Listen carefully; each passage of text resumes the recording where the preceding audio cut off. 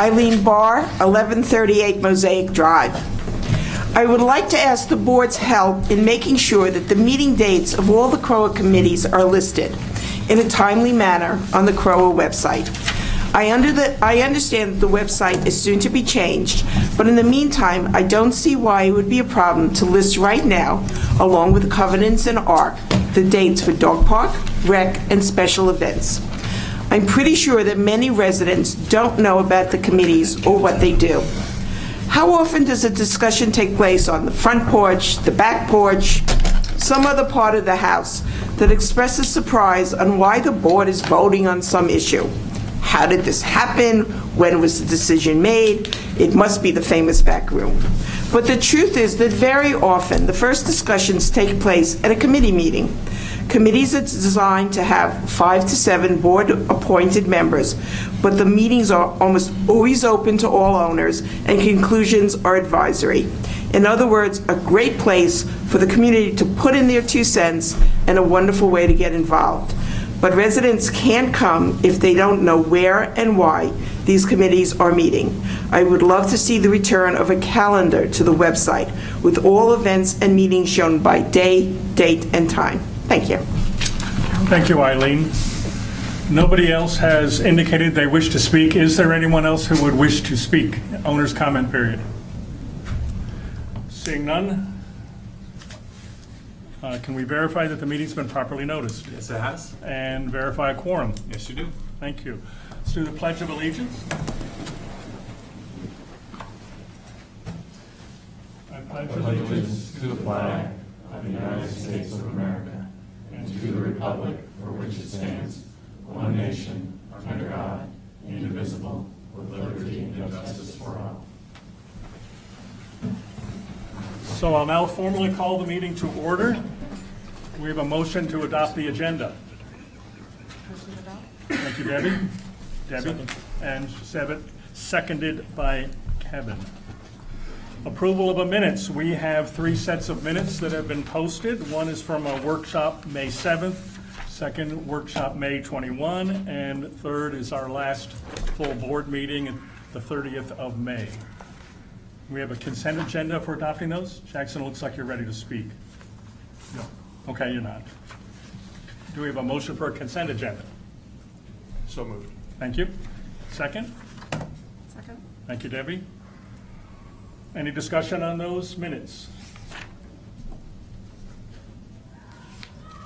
Seeing none, can we call the question? All in favor of adopting the minutes? Aye. Any opposed? Motion passes. Committee reports. We have 5 committee reports. First with ARC. Please, up to the microphone, introduce yourself from ARC. No, so with the microphone so we can all hear. All right. Hi, everybody. For those of you who don't know me, my name is Nathaniel Rosnick. I'm more of the junior member on the ARC committee, so it's great to be here today, sitting in the place of Michael. So I've got 4 items for you today. Our ARC committee update for the June board meeting. So we had 111 applications which were reviewed by ARC in May.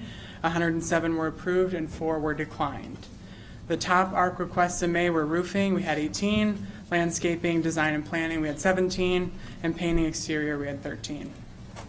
The Architectural Review Committee is looking for 1 more member to join the team. For those of you who are looking to get involved, it's a great opportunity to kind of see why, a little bit more about what you were saying, to see why we do the things the way that we do and why this community remains to be one of the most beautiful communities in the U.S., if I may say so. If residents have any questions regarding the application process or need assistance in compiling their application package for ARC review, please reach out to the community standards at Town Hall and they'll be happy to assist you. And the same goes for the application if you're interested in joining the ARC organization. Nathaniel, thanks for serving and thanks for also being a guy with a loud voice. Happy, no problem. There, at the meeting that I attended a couple of months ago, one of the items on your agenda was Artisan Park's planting outside their clubhouse facilities. And it was my understanding at that meeting that that planting had been approved in concept and was ready to move forward. Mm-hmm. My understanding now is that it still hasn't been approved pending drawings, and I was looking on the minutes and trying to see that, but am I correct about that? Is that? That's correct. That's what I remember from it, that we've approved it in concept. Okay, so I have a question. In our board package tonight, in tab 14, we're going to be asked to look at approximately $100,000 worth of plantings across all of the parks and CROA items. And this may be a question that's better posed to Tony or staff member, but will that planting be reviewed by ARC? That's a great question. I will defer that to Tony. That's a wise idea. Still relatively new, so I don't have an answer for you on that. Or Todd is the person that can Todd. answer that. Okay. The plants that are on the list are infill plants to replace existing.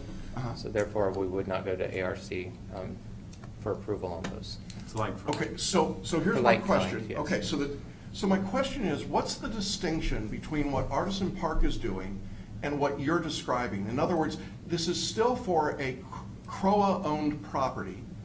It is an infill and planting to make the property better, and it appears that we're waiting several months to have drawings, but we're not requiring drawings of ourselves for all of the rest of this. And you understand my dilemma here?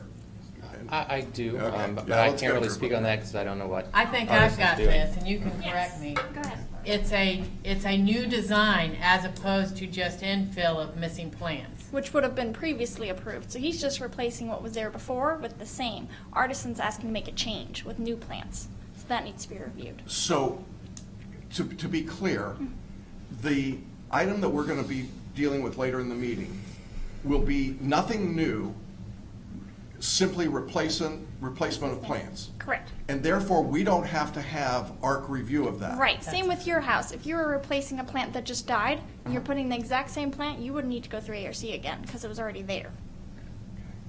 I think that one of the things I hear from residents probably most frequently is this sense of a double standard, that we ask people to do things that we as CROA don't always have to do. And this seems like one of those situations where explaining why we didn't have to do it would be a good Helpful. proactive step to take. But then my question back to Nathan is, what do we need to do? Nathaniel? Yes, thank you. What do we need to do to move Artisan Park and get this finished up? This is an improvement to the community. There's no real reason to disallow it. You've already, as a group in ARC, said you approved it.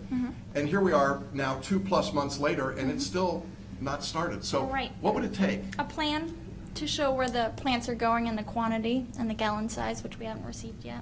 You've never seen a plan that does We that? received a first one 3 months ago that was approved conceptually, but nothing since then. Was it communicated 3 months Yes. ago that you needed a detailed plan? Yes, as well as Albert has spoken to the contractor for Artisan Park as well, so they've been in communication as well of what needs to be submitted.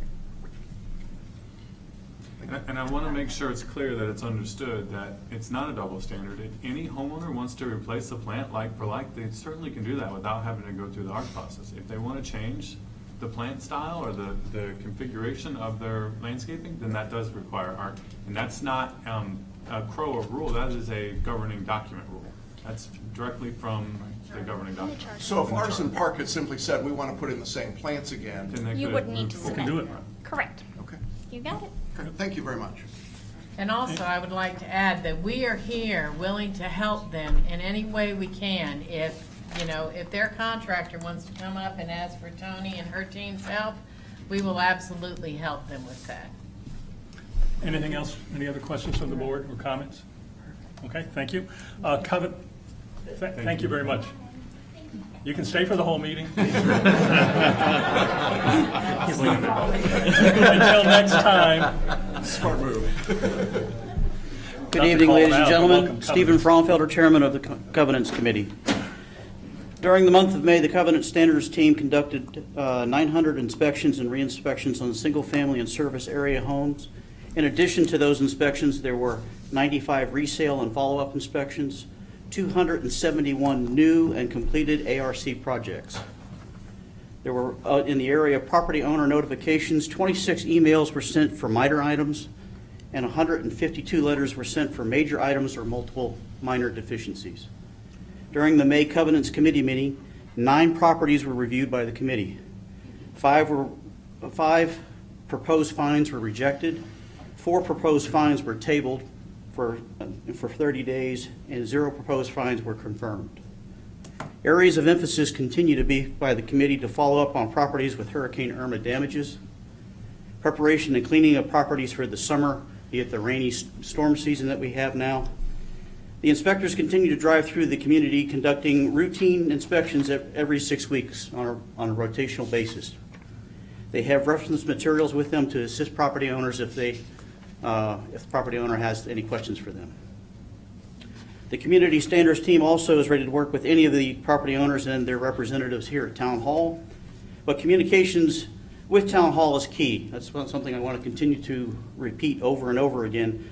So we continue to ask that the property owner receives, when they receive a notice from the Standards team, that they are encouraged to meet with the team as soon as possible, be it or communicate by email, phone, or anything, just to get with the team so that there's a plan of action or a way ahead.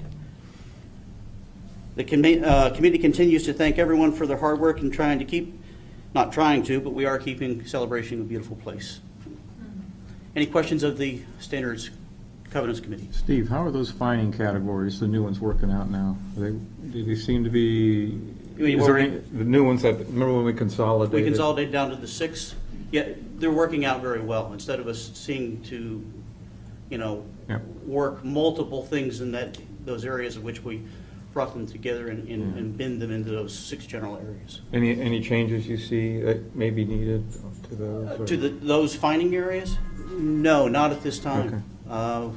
We're working on some information that we're going to propose to provide to the board. We're working through that now.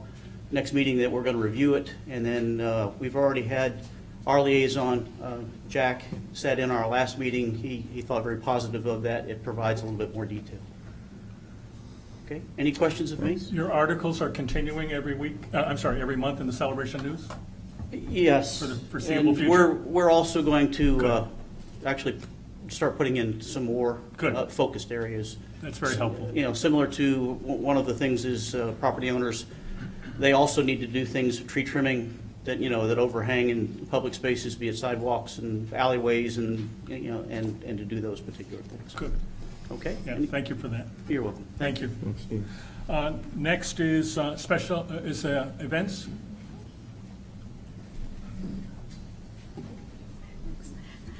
Dory Moyer, special events. The Independence Day Parade will be 1 week from today on July 4th. The line of march will step off from Town Hall at 9 a.m. So far, we have over 20 participants. And the Sheriff's Department has been asked to assist with traffic during the parade. July's Food Truck Friday will be held on Friday the 13th at Town Hall. CROA and the Celebration Foundation are once again partnering for the yearly Stuff the Bus. And residents can drop off items here at Town Hall or at the foundation office starting on August 1st.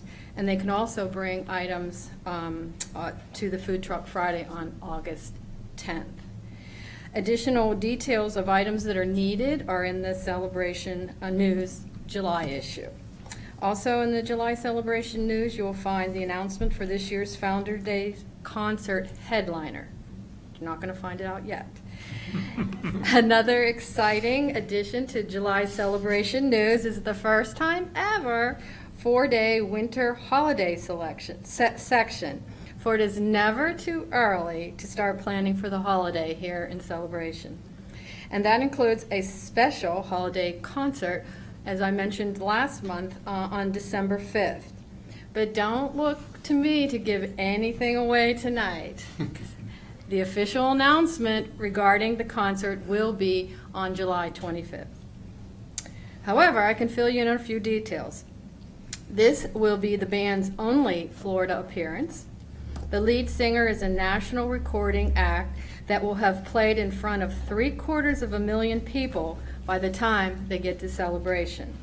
The concert will be recorded live, and the concert is free to all Celebration residents and their guests. However, we will have VIP tables that will be for sale beginning on 9 a.m. on July 25th. I guess that's before the announcement takes place. All proceeds of the sale of the VIP tables and corporate donations and individual donations will be collected that night, will go directly to charity. And the location of the concert will be at Lakeside Park. So, on behalf of the Special Events Committee, I would like to report that the committee voted unanimously that it is recommending to the board tonight that the donations from the concert event will be donated to the Hope Center. And then that's up to all of you if you want to approve that or not. I do have some information on the Hope Center if anybody wanted it, or you wanted to pass it around or put it in your booklet. And so the rest is up to you, and I think that's all I have to report. Are there any questions? I'll make a comment. Yes. The Hope Center or any other charity is one that I at least want the board to think about, because I run into the question. First of all, my wife and I were heavily involved with the Hope Center. It's a great charity, so I want to make sure I'm clear there. But I want to think about, is CROA then endorsing the Hope Center? What about other charitable organizations that may want to say me too? To me, there are lots of questions that at least need to be thought about, because I'm learning quickly that when you're on the CROA board, the devil is always in the detail. And I understand that. I'll just tell you, I'll give you a little bit of heads up. Is it okay if I tell them about the one donation we made? Okay. One of the reasons, the Hope Center was suggested to the committee, and once we heard that that was possibly not recommended, but just a suggestion to us, we went out, and I did find one person as a corporate donation that may, if we approve the Hope Center, will be the first donor of $5,000.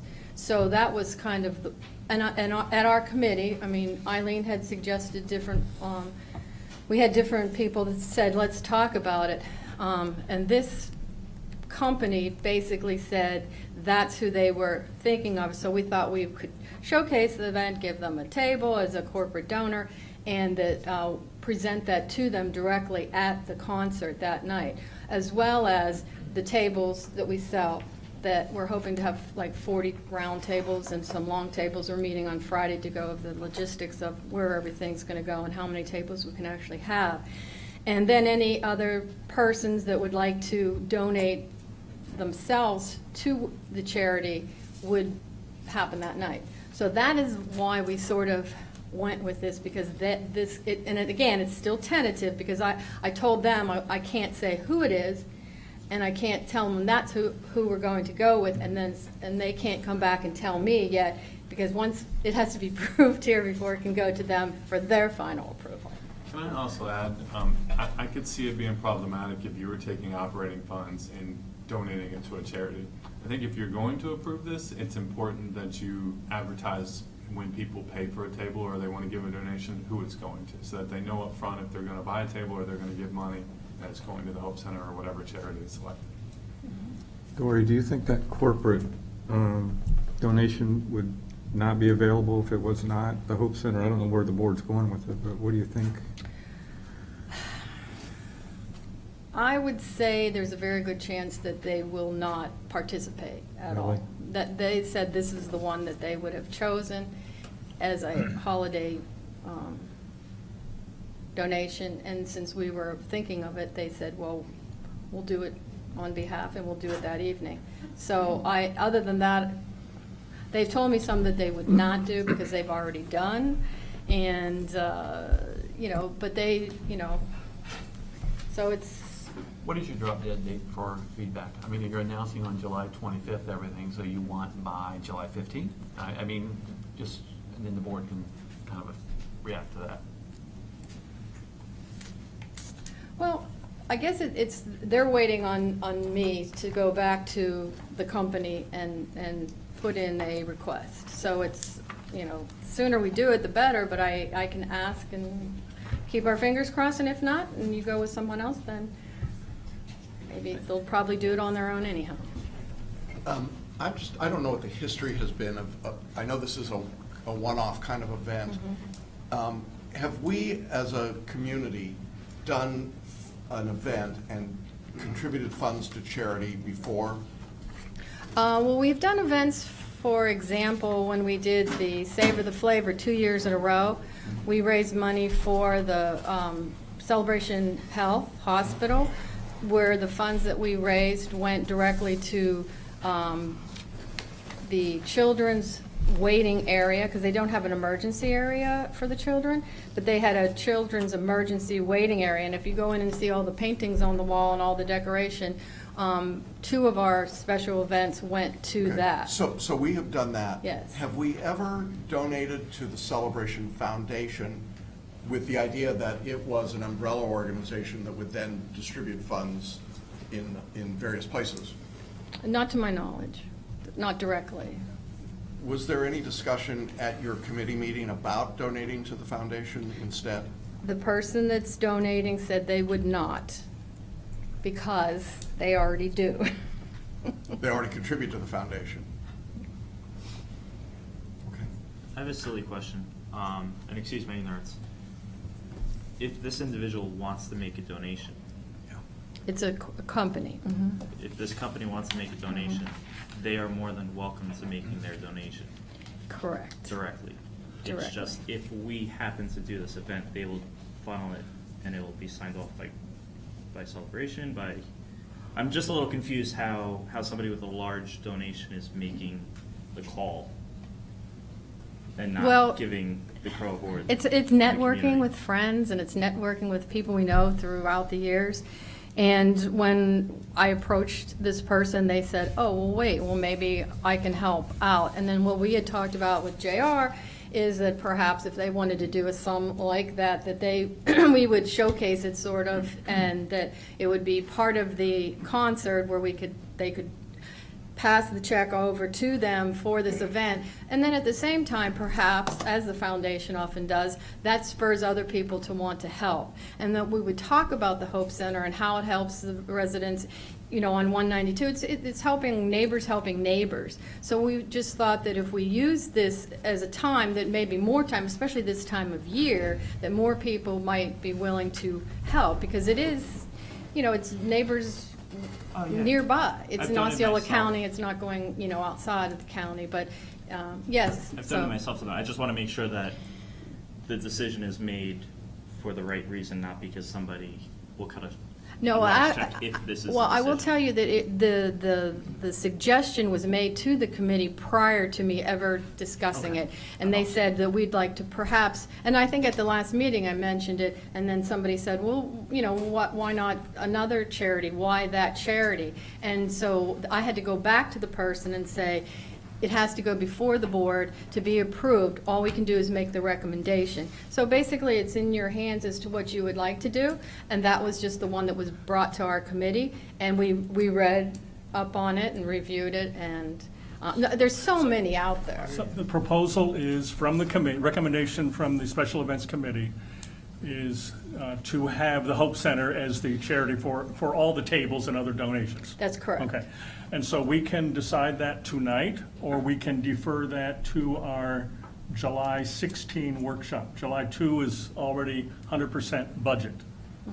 Okay. So what's the will of the board on this? Would you like further discussion?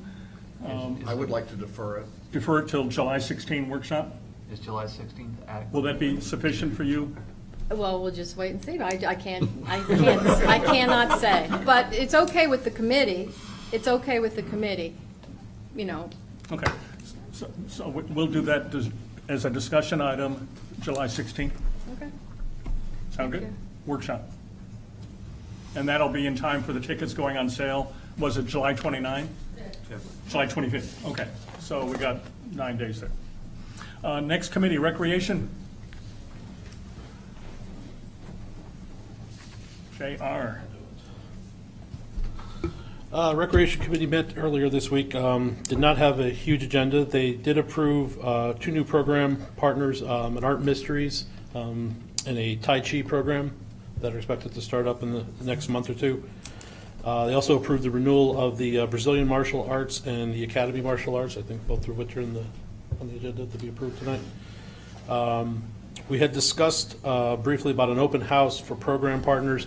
The Lifestyle Office was actually already in works planning this for the August food truck, where the sports leagues, civic service groups, that sort of thing can come and set up in the activities room and kind of just have a free-flowing thing where they can kind of show their offerings and provide some information. The group also began discussion on pricing for field rentals, but it's just kind of preliminary right now, and they'll look more in depth as the civic corridor comes to fruition. And they also discussed and made a recommendation regarding end-of-year surveys. We had sent out end-of-year surveys to each program. We unfortunately didn't get 100% response, so the Recreation Committee is going to make a recommendation that it be now included in the contracts and be mandatory that all programs send out the surveys to their participants. So what's the history of that, of the surveys for different? This was the first time we've done it. So this is a new. It was one of the action items that was given through the recreation program plan. So a survey was developed this past season. It was given out to all the leagues. One of the leagues had already done their own survey prior to getting this, and they asked to hold off until the next season to utilize this survey. So you're going to see a few action items tonight for contracts that I know Jackson's going to talk a little bit about, but we think it's important to add that into those agreements to make sure that those surveys that we generate are complete. And the surveys go to the participants themselves? It's the participants. Parents? Well, it depends on what it is. If it goes to whoever's the email on file. It'll go to the program coordinator and then they'll send it out with an email that we crafted with a unique link that they can go ahead and fill out. And then the results come back to you, JR? They come back through SurveyMonkey, yeah. And then what's the purpose of the survey? It's for us to get an understanding of what the participants did, were things good, were they positive, did they like where things were, how did they feel about the instructors? And also we'll discuss with the groups as we do our preseason meetings or postseason wrap-ups, depending on the timing, discuss the results with them. And it's also discussed with the Recreation Committee to help with that recommendation of whether or not we're going to renew. Remember, the key here is to have the highest quality recreation programs we can in the community, and this is just some feedback to gauge that. Is it the same survey for all groups? Yes. We're not asking specifics of, did you enjoy, the coach on your 6U team? It's more of a big picture quality caption. And we want to keep it probably simple with this because people will get tired of clicking through and answering a lot of questions. And I know some of the groups are asking more detailed logistical how they can improve operating in the league, but we're looking at quality control more than anything. All right.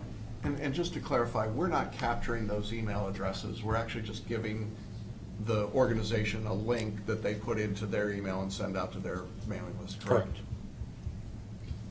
Yeah, so we no don't do identifying. registration here. They're registering through the leagues, and we have to rely on those leagues to enforce what they agreed to in the contract. Right. I'm asking the question because at least as I understood it during the Recreation Committee meeting, there was some question that some of the groups felt like we were trying to gather their email addresses, but that is not what's happening. No, I crafted a special email and then with the link and sent it to whoever the program coordinator was, whoever our contact, and asked them to forward it to their list. Anything else for recreation? Thank you, JR. Last committee is dog park. Doesn't No look like canine- there's no anybody here. canine I'll give a record- quick update on that. Tomorrow, David. They meet tomorrow. They did Thank you. have an initial. Can we have an meeting. advance report?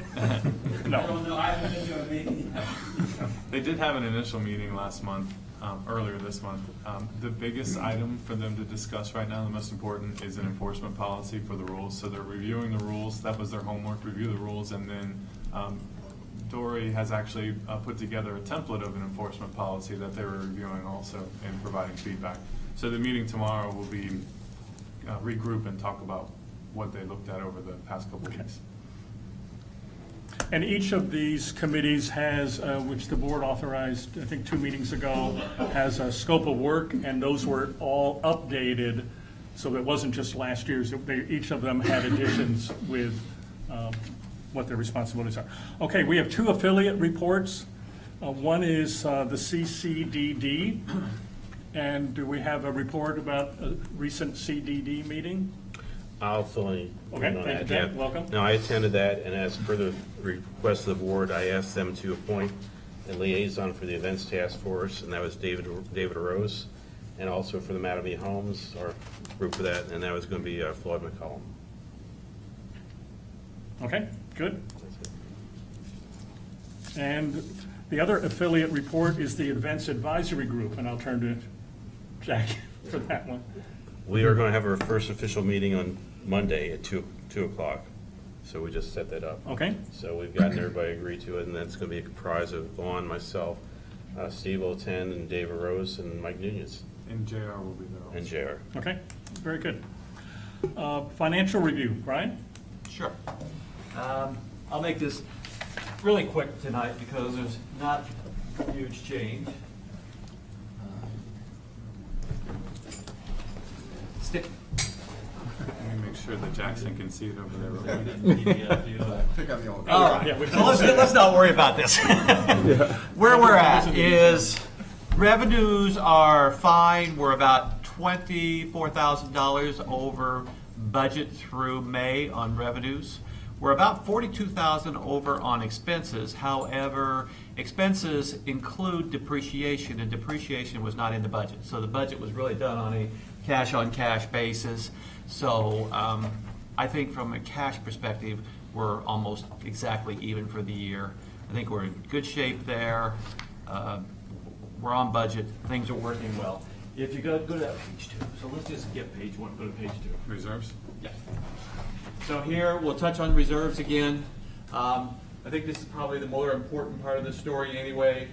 If you look at balance at May, if you look at the replacement reserves, we've got $1,188,000 versus a need at year end of about $400,000. So we're very well situated from a reserve perspective at CROA.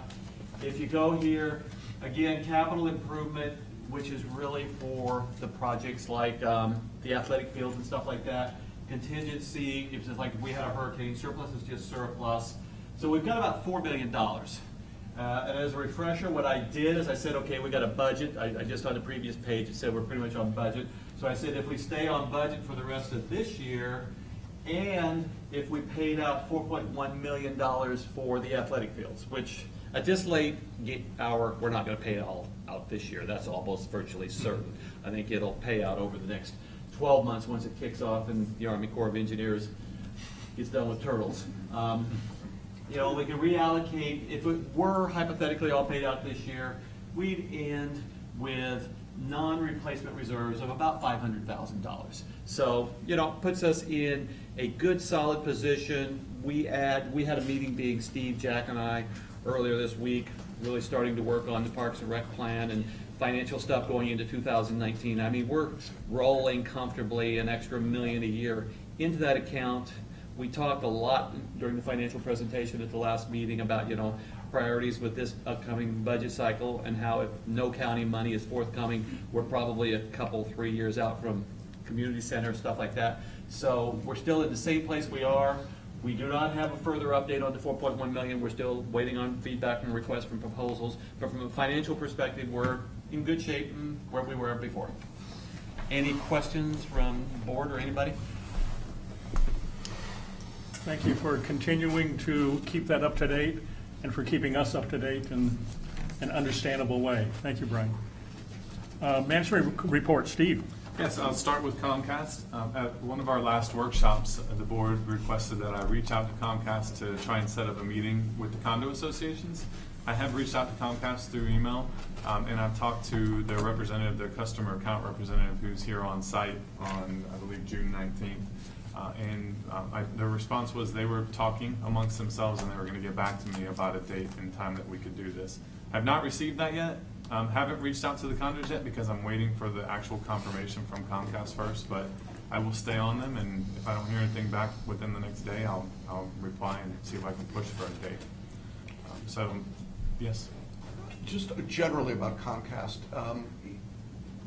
In front of single-family homes, Comcast had to drop their wires and conduits, and they had to tear up a lot of easements and a lot of property. It appears that there's still a lot of homes where that work has not been completed. Are you hearing at Town Hall any complaints from residents about Comcast finishing up the work and doing what they were supposed to do? We do not have anybody on the list that has not been finalized, so the list has been cleared as being completed. So I have not received any additional. As far as we know, it's done. The only thing that we're not completed with on the agreement with them is the courtesy service locations, and they're finalizing the last little bit of construction plans for that. So those should be moving along quickly. Any other Comcast questions? Steve, can you clarify that January 119 date is? I cannot confirm knowledgeably that that's the date. It's just the date that I've heard. It's the rumor mill date that I've heard. For the audience, what is it? Yeah, so for the audience, there is talk that Comcast will not be utilizing the Smart City lines as they've had a contract in the past to do, starting January 1st, 2019. So the cable in this community that Comcast provided was always run over Smart City lines. They have their own lines in the community now, so their agreement to utilize those lines goes away, and the date that I've heard is January 1st, 19. Now, the reason why that's important is that there are some condo associations that are still running cable off of the old lines.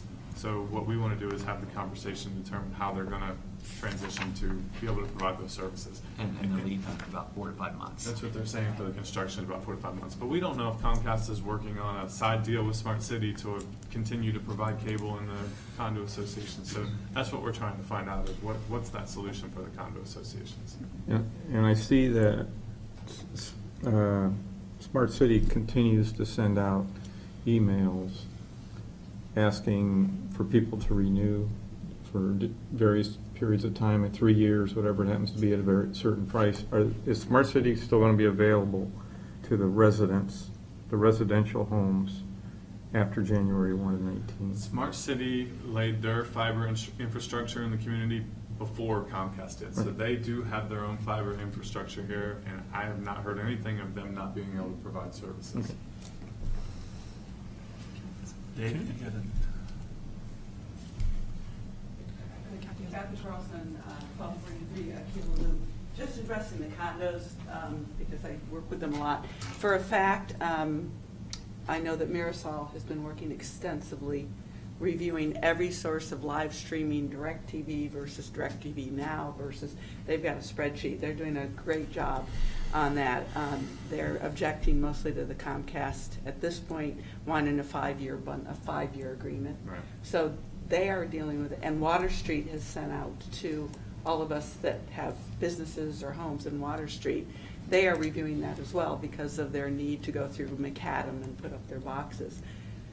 Georgetown is not going to use them, but I don't know about the other condos, and my concern is that people will be without, and that somebody should probably contact the condos as a larger group and indicate to the boards that you really need to let your people know, not January 1st, because they will be without. So that's what I know today. Okay.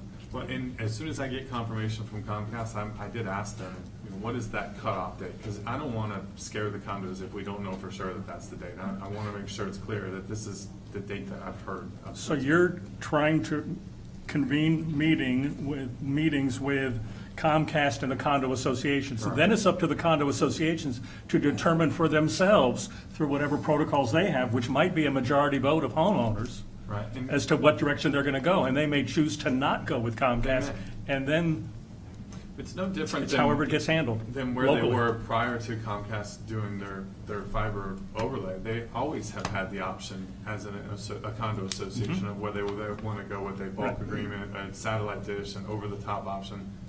They're going to be faced with those same choices. Make their own decisions. Okay.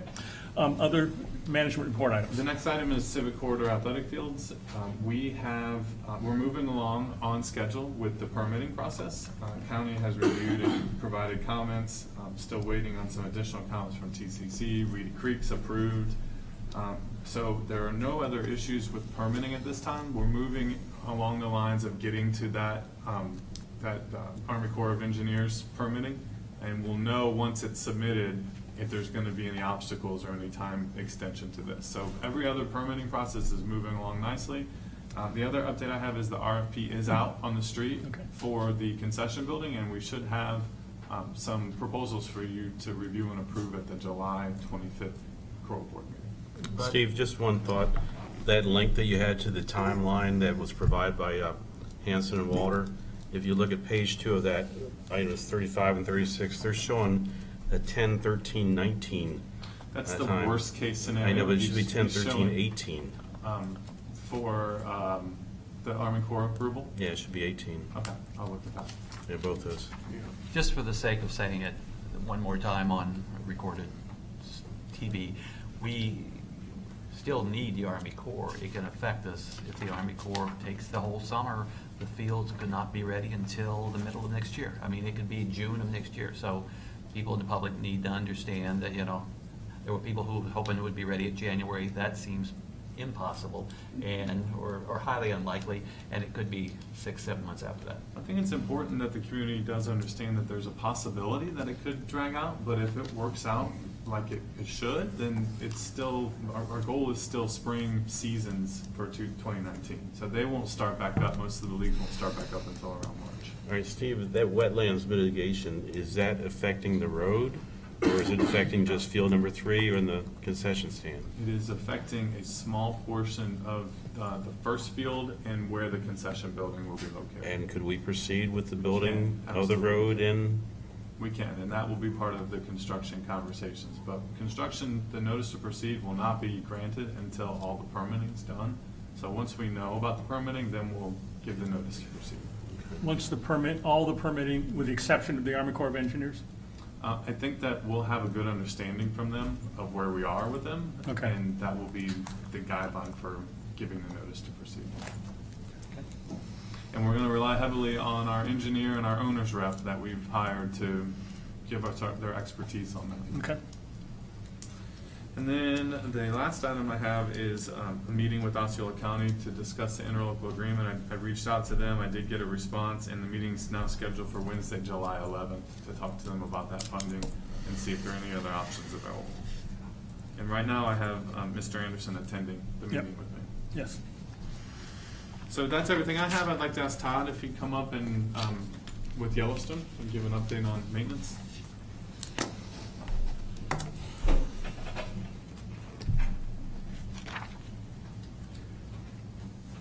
Good evening. Doug here from Yellowstone and Todd from CROA. Little update on what's been going on. Last week we had a nematode spray application take place. If you all know what nematodes are, or the microscopic organism that doesn't play well with our Bermuda grass. So amphitheater was one of the hardest hit areas. So should in the next couple of weeks see a dramatic increase in turf health there. We've noticed something past couple of days that it's already improving, but all the Bermuda was sprayed. Can I add to that real quick? Sure. My understanding, and correct me if I'm wrong here, but you'll never completely eliminate the nematodes. Never. The key here is to keep the nematode count low and the root base strong. And the stronger your root base and the lower the count is, the better results you're going to get from your turf. So just because we talked to you tonight about a nematode application doesn't mean it's the last time you'll ever see a nematode application. Yeah, it is ongoing, and there's seven or eight different types of nematodes out there, and they go by different counts as to what the severity is. So they've been monitoring that through soil tests. We also had them in zoysia grass, which is pretty unusual, and that was a pennyroyal. So that's treated as well, and we've already noticed a bounce back of the turf health there. It was just a small little area, so they caught it in time and didn't have any devastation of turf there. We also had a little incident at the dog park because a tracker dye was sprayed. Should not have been sprayed in the dog park, and that will not happen again, right, Doug? Will not happen again. Yeah. Can you say more about that? Well, the tracker dye is just a colorant that they put in their chemical tanks so they know exactly where they've sprayed chemicals, because the nematode treatments are very, very expensive, for $1,700 for 12 ounces of it. So yeah, it's pretty expensive, but it goes a long way as well. So they don't want to spill it. Nematodes are our enemy. Oh, They yeah. do not like nematodes. No, they're bad. Nematode bad. Right. You see one on the street, don't talk to it. Right. So anyway, they also did fertilization and some weed control in the turf, and they are currently working through some annual replacements down in Artisan area in those parks, and some canna lilies at East Village. So, you know, spiffing up the place. You want to say anything else? Oh, we did some tree work. Oh yeah, tree work. Talk. Hi. Yeah, we did some tree work in Spring Park and in North Village, a bunch of trimming. We got a tree removed in the Spring Park playground that could have been a hazard, but it's gone now. Mulch is pretty substantially done. There's a few areas hit or miss that I've got some mulch actually at our yard. You know, we blew it in with the contractor, but I've got some sitting at the yard now to bring it in when we see any misses. So first time through, we'll just keep on finding tree rings here or there, but substantially done with the mulch. Craftsman, we finally did get the sod down. The weather, of course, was some delay, but the sod went down in Craftsman. It looks pretty decent down there. Again, he mentioned a few of these things. We're waiting on some Bermuda sod. Emailed them today. The weather really affects your sod availability because where they grow the sod is really low and it just gets wet and they can't cut it. So we've been waiting a good month for some Celebration Bermuda, which it's got to be certified Celebration Bermuda. We're pretty strict about that. So our supplier, every week, how are we doing? We need about 7 pallets actually. A lot of it's Dog Park and there's some in Spring Park we need to replace. Some in Amphitheater also, but as soon as we get it, it's going on the ground. And Can I add to that too, Doug? Absolutely. I know I've had people say to me before, they see trucks driving with sod on them, so how come we can't get sod? I think we have to understand that there's different types of sod, and there's different sod farms where you can purchase sod, and some are going to be a lot more expensive and are going to drive up the cost, especially when they realize that there's a lot of Central Florida sod farms that are underwater. And if you could go somewhere else in the state and buy it, they're going to jack up the price a little bit. So just because you see a truck that has sod on it doesn't mean that the sod that we need is available right now. The other challenge we've had recently with the rain, of course, the rain's fantastic. We need the rain. Some of these Bermuda fields are really wet, and we're checking on a daily basis where we can mow, in particular North Village. There's some wet areas. I can tell you right now, I was mowing Monday myself. The wheels start spinning, you get stuck, and you got to get pulled out, and it does not help to mow when it's that wet. Some Founders, we finally got that mowed, but that was a pretty wet one, and Lakeside. So if you see the grass starting to grow a little bit, we will get it as soon as we can get in there, and you're talking a couple of days off from what our schedule is. So if you see it growing, we see it growing too, and we're going to get it. So, and if anyone has St. Augustine, chinch bugs are active now, so my advice is to get them sprayed because we've got them everywhere. And if you don't know Just if you have starting. chinch bugs, you can scoop up a sample and take it to the closest extension service office, and they will not charge you a dime. They'll look at it under a microscope, and they'll tell you if you have chinch bugs in your grass. And if you're not sure, you have chinch bugs in your grass. Can you provide us, Steve, can you provide us the extension service office address or phone number? I do not know it off the top of my head, no. But I think if you Google Osceola County Extension Service Office, though, you should be able to find it. Okay. So couple questions. On the trees, is part of the tree trimming hurricane prevention? Yes, primarily it's for the health of the tree. Getting any dead wood out, which would be a huge hazard in a hurricane. Right. Making sure the growth is correct, which, you know, when you get a tree structure, proper pruning is going to improve the structure and the strength of your tree. So that's always the goal, is to make that the strongest tree you can. As far as and that's the best prevention for a hurricane. Okay. It's going to take some trees out. It's Florida. But yeah, it's the best possible treatment of that tree is what we're going for. And I think we did 39 trees in North Village. So, and I mean, just huge trees, getting them cleaned up is absolutely with hurricanes in mind. The other question I have is for Todd, and this cuts across all of these with the nematodes, then what happened in the dog park. The tree trimming is part of it, and then the mowing delays because of the wetness. How are we communicating to specific audiences, like if there's issues like you talked about the amphitheater, so that's a specific audience, a specific setting in Artisan. The dog park, how are we communicating with those who are registered as dog owners? How are we communicating? I mean, I saw the green pellets there, Well, for the dog park. and I know there was concern about that with Yes. getting it off the dog's Absolutely, white yes. paws. I received a few phone calls on that and described. But how are what we was going on. communicating proactively that we are doing the treatment, or here's what accidentally happened in the dog park? Right. It's not harmful, just communicate Well, whatever the status was. The rule is that we communicate 5 days out before the dog park is sprayed, and that didn't occur because it was a surprise, which, like I Right, said, that was a won't surprise. occur again.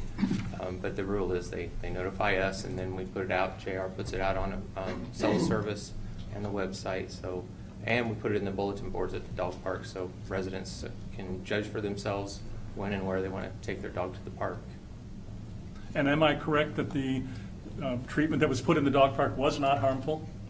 No, as soon as all the chemicals that they spray or have sprayed, as soon as they're dry, they're not harmful. It was just the colorant? Yeah. How long does it take to dry? And it depends on what time of day it is. I mean, the dye reactivates because it's a dye. So the dew on the ground, I guess, is what got the dogs. But the chemicals are, by Pretty that quick point, though, they've right? already watered in. Right. The dye sticks around that much longer. Chemicals that last for how long? I mean, in From terms of, chemical afterwards, they water it in, correct? Immediately, with the Immediately. nematode treatment, it's got to be watered in. so dogs are not permitted in the dog park at the time treatment is being applied? Correct. No, we've Is it, always is it locked off electronically? It is usually, but in this case, no, it was not. Well, this was an anomaly where we weren't aware of it, but for a scheduled spray, yes, the dog park will be closed. It is closed. While they're Yes. spraying, but again, it's an immediate washing in of the chemicals. It's not harmful once it's washed in. Okay. And they did put the little placard signs out as law requires to notify people that it had been sprayed and stay off till it's dry with a date on it. Yes. On the signs, there was no time register on the signs? Is that what- Okay. Usually the date will write on the back of it, Mhm. make sure that. Which is the date that you sprayed though, right? Correct. So is that saying then that day it's safe to go back on, or is saying, Basically, we're required to keep that sign posted for, I believe, 48 hours so that there's a treatment. That's more so if we get an inspector that comes and sees the sign and we know what date, they don't necessarily care about the time. there's no requirement to close it off for 48 hours? No, there's not. Okay. Yeah, it may be helpful to just add a time on there that's sprayed at such and such time, and then we'll know. Sprayed at 10 a.m. or 2 Right. p.m. or? Right. Typically, we have, in the past, have kept the dog park closed till 4 or 5 in the afternoon. If they've sprayed in the mornings, just to be sure, to make sure it's dried or washed in or whatever. And as a matter of policy, this may be something that the dog park committee may want to look at, is. It's not a goal or an objective that you've given the dog park committee, and I want to make sure that they stay focused initially to get this enforcement policy in place. Okay. It's gonna take a little bit of work, so. All those guidelines and rules are written in their scope, so it's pointed Maybe out. something we want to look at if we might want to close the dog park for Thursdays, just as an option. Absolutely. I think this is probably for Steve Susan and Todd, but a couple months ago at a board meeting, I commented about how I thought it would be, I can still read these things and I have no clue how we're really doing, and I can read the survey that says, okay, you're doing good here, you're doing bad here, et cetera. I still think it would be good to list these are the areas you're responsible for and have a grading system. Like 1 could be perfect, 10 could be horrible. Here are the 26 areas you're responsible for. They're not all going to be a 1 and perfect. We know that rain is going to happen, other things are going to happen. Right. But it would be good as a management team to sit here and say, okay, here are 3 areas that are a problem this month. They've improved. You know, it could almost be like, here's 6 months, and the 6th month always falls off, and here's the last 6 months, and this one's always been a 1, this one's always been a 4. Well, why is it a 4? You know, and it would help us, and it could be a grading system that you, in conjunction with Yellowstone, use. And you know, how do you know? But then we can sit here, and the community says it's not fair. Look at that territory. And we can say, well, no, it's graded a 3, and this is the reason why. So it's a simple enough table, but I think it would be very informative. Yeah, I will schedule a follow-up with these guys then, and we'll get something like that put together. Good idea, good idea, thank you. That's a good idea. Todd, I just got one question about, you know, the residents receive nasty grams, the letters for plants and, everything else that goes along with landscaping. As far as the CROA property, I think Steve has explained it before, but some of the comments that I've heard are that, why do I have to keep my property up when CROA's property is deficient in certain areas? Right. And how we address that. I think there was some type of a scheduling explanation. Well, CROA is required to keep the properties up. There's not a question of whether they're required to or not. No, I know we're We required, but do not do individual home lawn care. We are maintaining multiple acres of land through a contractor. So it becomes more of a contract enforcement question than anything. Right. And we went through this a lot with our previous landscape company, where we had to withhold payment. And in some cases, we had to go and try and find another contractor to come in here and fix it. So first and foremost, contract enforcement's important, it's crucial. And when we went through the RFP process and we discussed with each one of the companies that we brought back in for interviews, we explained to them that we have to have the scope of the work in the contract done when it says to be done. There's always going to be challenges with it. I think we've talked about that at prior board meetings. A perfect example is what Doug's explaining to you tonight. We've had so much rain. I can't make them go out there and mow the fields because the contract says it. They'll cause more damage to the field than what's out there right now. So, yeah, absolutely CROA is required to make sure these things look good, and the scope is very thorough. So it's about making sure that the contractor is doing the work when it's supposed to be done. Which is why I requested the grading type Yeah, system. that's a good Then we idea. can That's sit a here really and good have tool. the story and see these 6-month rolling averages. Right. Well, I'll tell you that the goal is to set the standard, not to just, follow any other guidelines that the residents have to, but, show them exactly how it should be done, and they can look to the parks and say, wow, our yard should look like that. Right. It's not been that way for, a little while, and we all know the reasons why, but we're getting to that point with Yellowstone. We're not there yet. We've got some ground to make up, but a lot of the parks are to that high standard that we look for. So. Well, in single-family homeowners, if they have circumstances that cause them to not be able to get to the landscaping, can present that to us also. I think the presentation for the Covenants Committee was to remind homeowners, just communicate with us, let us know what's happening. And if there's something that's going on, they'll take that into consideration. Absolutely. Anything else for Todd? Anyone? Thank you. Thank you. Anything else for Steve? Finishing up the management That report? is all I have for the management report. Anyone have anything? I just saw a lot of work going on Long Meadow today. Can you just go over what they're doing with the corners? That's on Savannah Square. That is the project that we're working on for the curbs so that trucks can get through there. Right, and they're doing the other end where the playground is as well. I think that's some sod work, right? Oh, they're doing those curves also. So it's all curb work. Okay, moving. Go ahead. Just a quick comment. In today's Wall Street Journal, there's a wonderful article about walkability and the improvement that makes in communities, and it talks about Seaside in Florida and Andres Duani, who was obviously one of the town architects. I think it's a great article for people to look at, just in terms of what we're trying to do in things like this curbing change to narrow the roads down a little bit and make the town more livable, more walkable. So today's Wall Street Journal.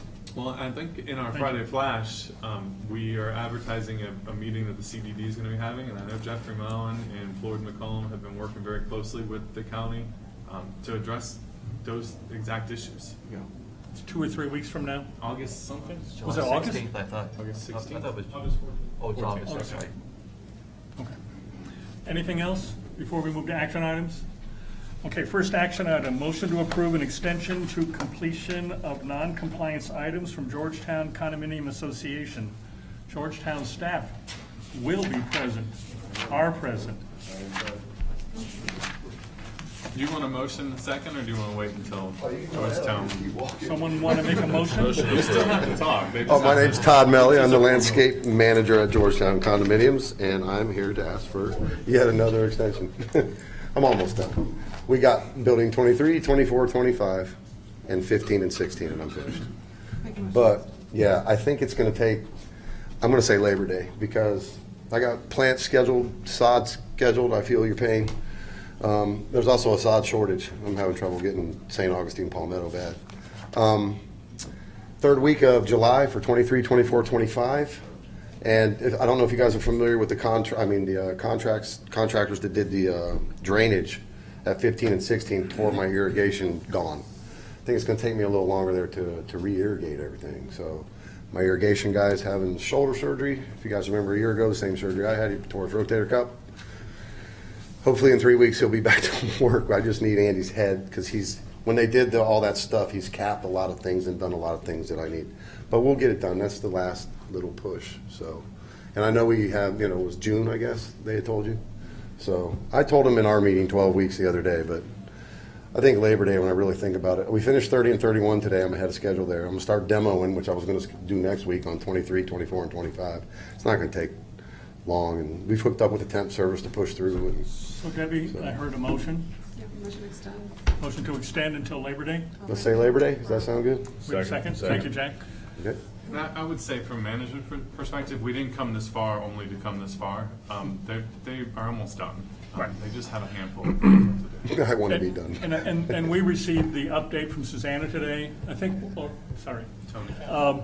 Tony, today, and that was very helpful to explain some of the personnel issues with health issues that you've had. The next person I hire is going to be a physical therapist.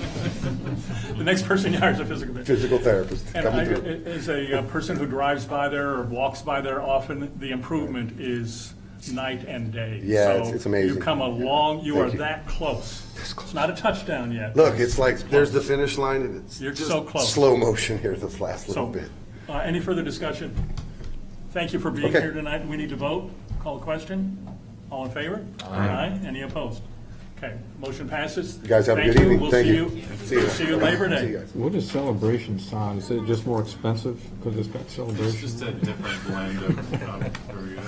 And it sounds neat. Oh, it's a Just say Bermuda? Celebration Bermuda. Just like Celebration Green. All right, so moving to the next item, there's not a motion on the floor. The board has seen this, although it's a little shorter than what you saw. Thank you very much. These are the survey results. These are the slides of the survey results, the May survey. A 4-page version is in the Celebration News. A slightly longer version will be on the website. So if you want to deal with insomnia, this is your opportunity. But very briefly, I'm going to spend just a few minutes on this, so I will go quickly. You can review these later with what's online. We had 2 broad questions, one on community standards and one on overall satisfaction. Community overall, about similar response rates from before. 42% of those who opened their emails, 27.5% of those who received an email, not the ones that bounced back or that are blocked. Which is similar than from what we had with the 4 previous surveys. Overall, how well is CROA maintaining community standards with the residential properties?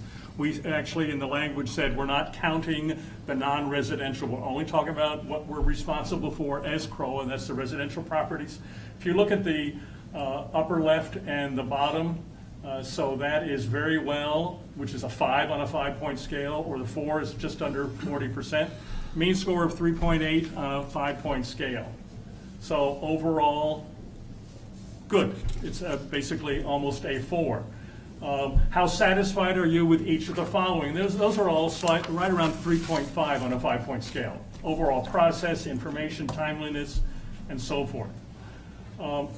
Which single item, if any, stands out as causing problems in maintaining community standards? So a quarter of the respondents said none of them causes problems. Landscaping was the bulk, 29%, followed by repairs and then miscellaneous, which is other.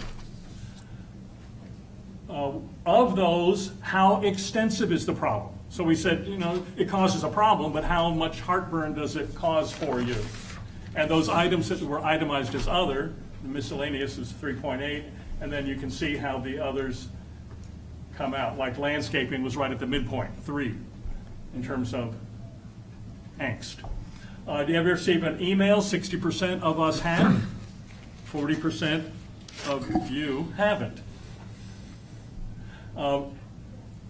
So this one is check all that apply. So just over half took care of it right away. Just under half made plans to take care of it. just over a third said, I hadn't known about it before. So they could have answered, again, multiple things. And then less than 1% said, I didn't take care of it until I learned that money was going to be involved, the finding. Have you ever appeared before the Covenants Committee? 7% yes. How helpful are the following in communicating? So the articles in Celebration News, which is why I asked that question earlier, knowing that the results would be that this was the #1 source for information provided by the Covenants Committee. Town hall staff, notices in Friday Flash, and so forth. And then we said also, I didn't know any of those, or I haven't used them, and about half had not seen the welcome packet. That can be because that's only been around for a few years. So people who've been here more than, 4 years, 3 years, wouldn't have gotten that sort of welcome packet. And then all of those questions, I did not report them. I only put up one chart. That's the overall set of comments. This is something that Debbie and I went through with the hundreds of comments that were received. Again, you can read this online with a detailed report. I think there were 8 different comment questions. This is just one of them.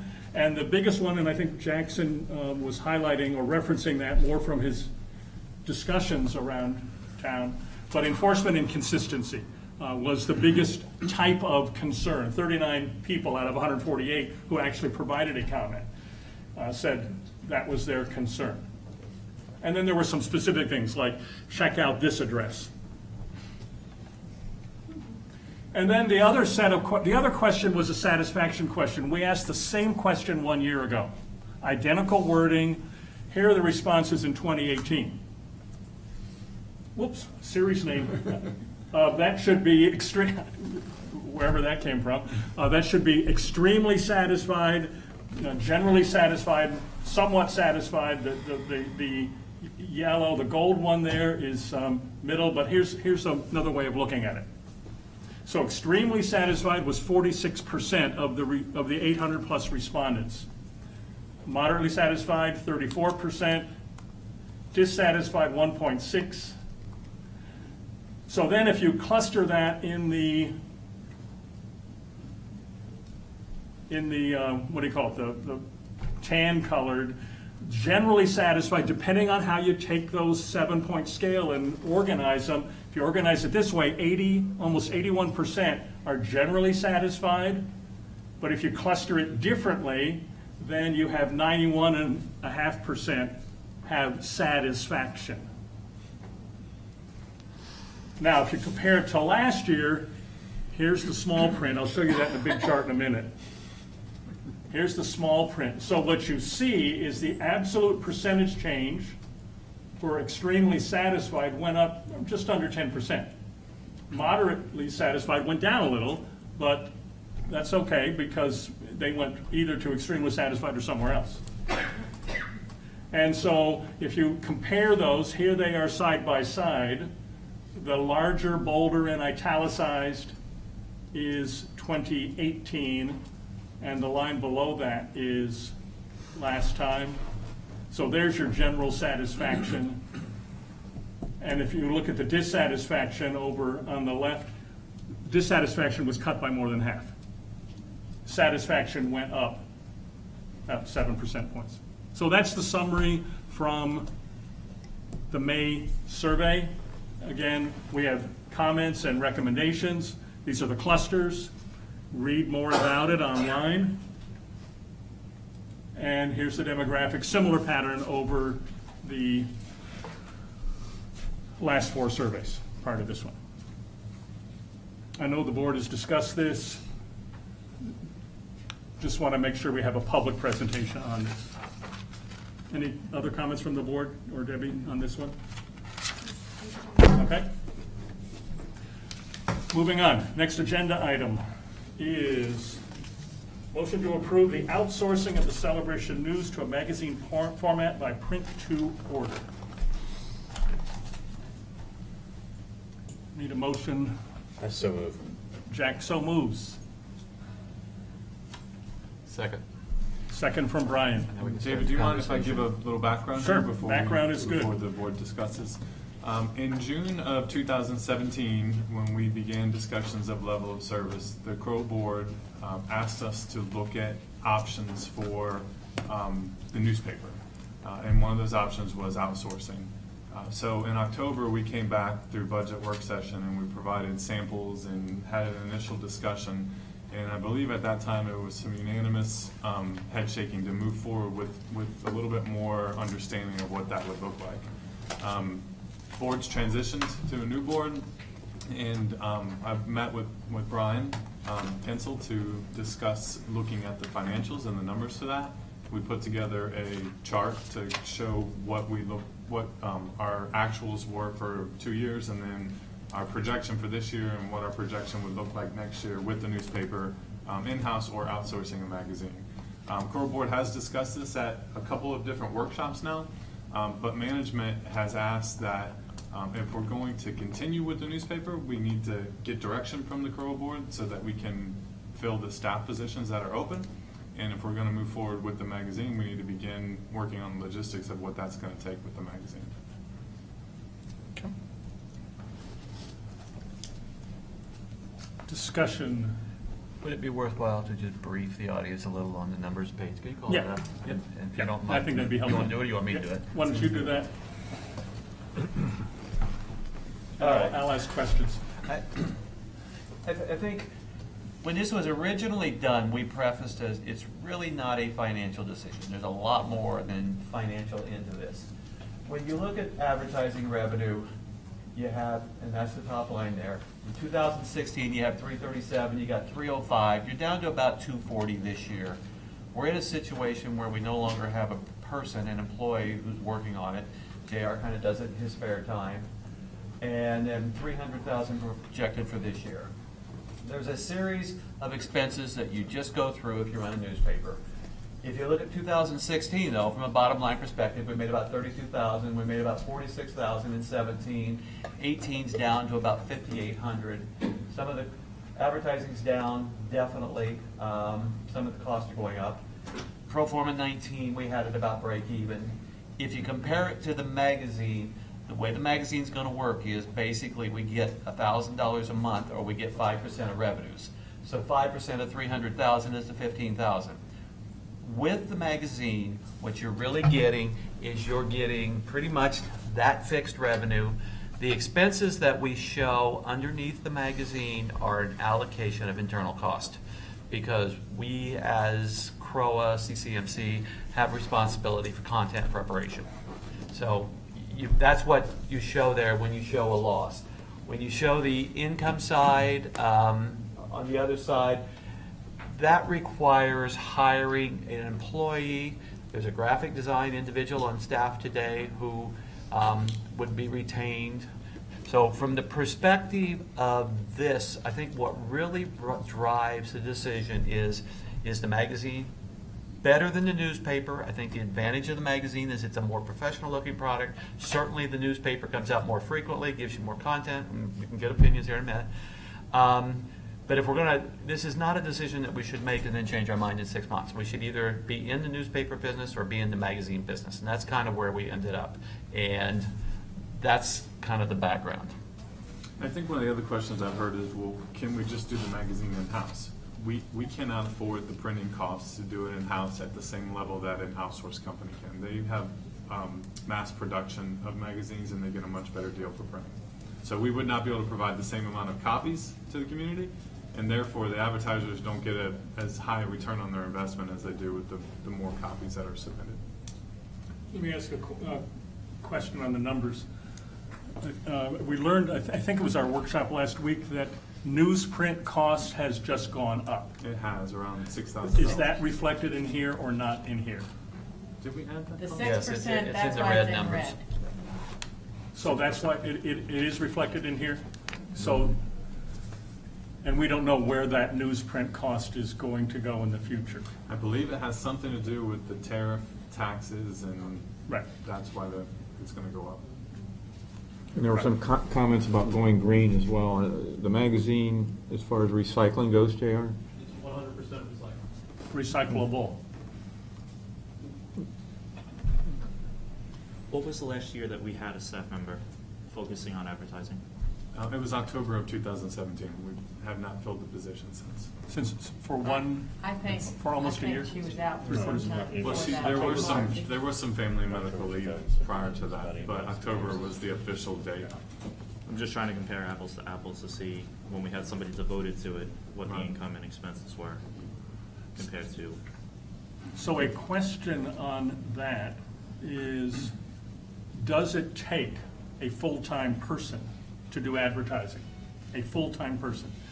Because are many advertising arrangements made for a year or long-term? There's multiple levels that you can purchase advertising. So you picture for one or for a Quarterly, season? or color, right, full page, half page.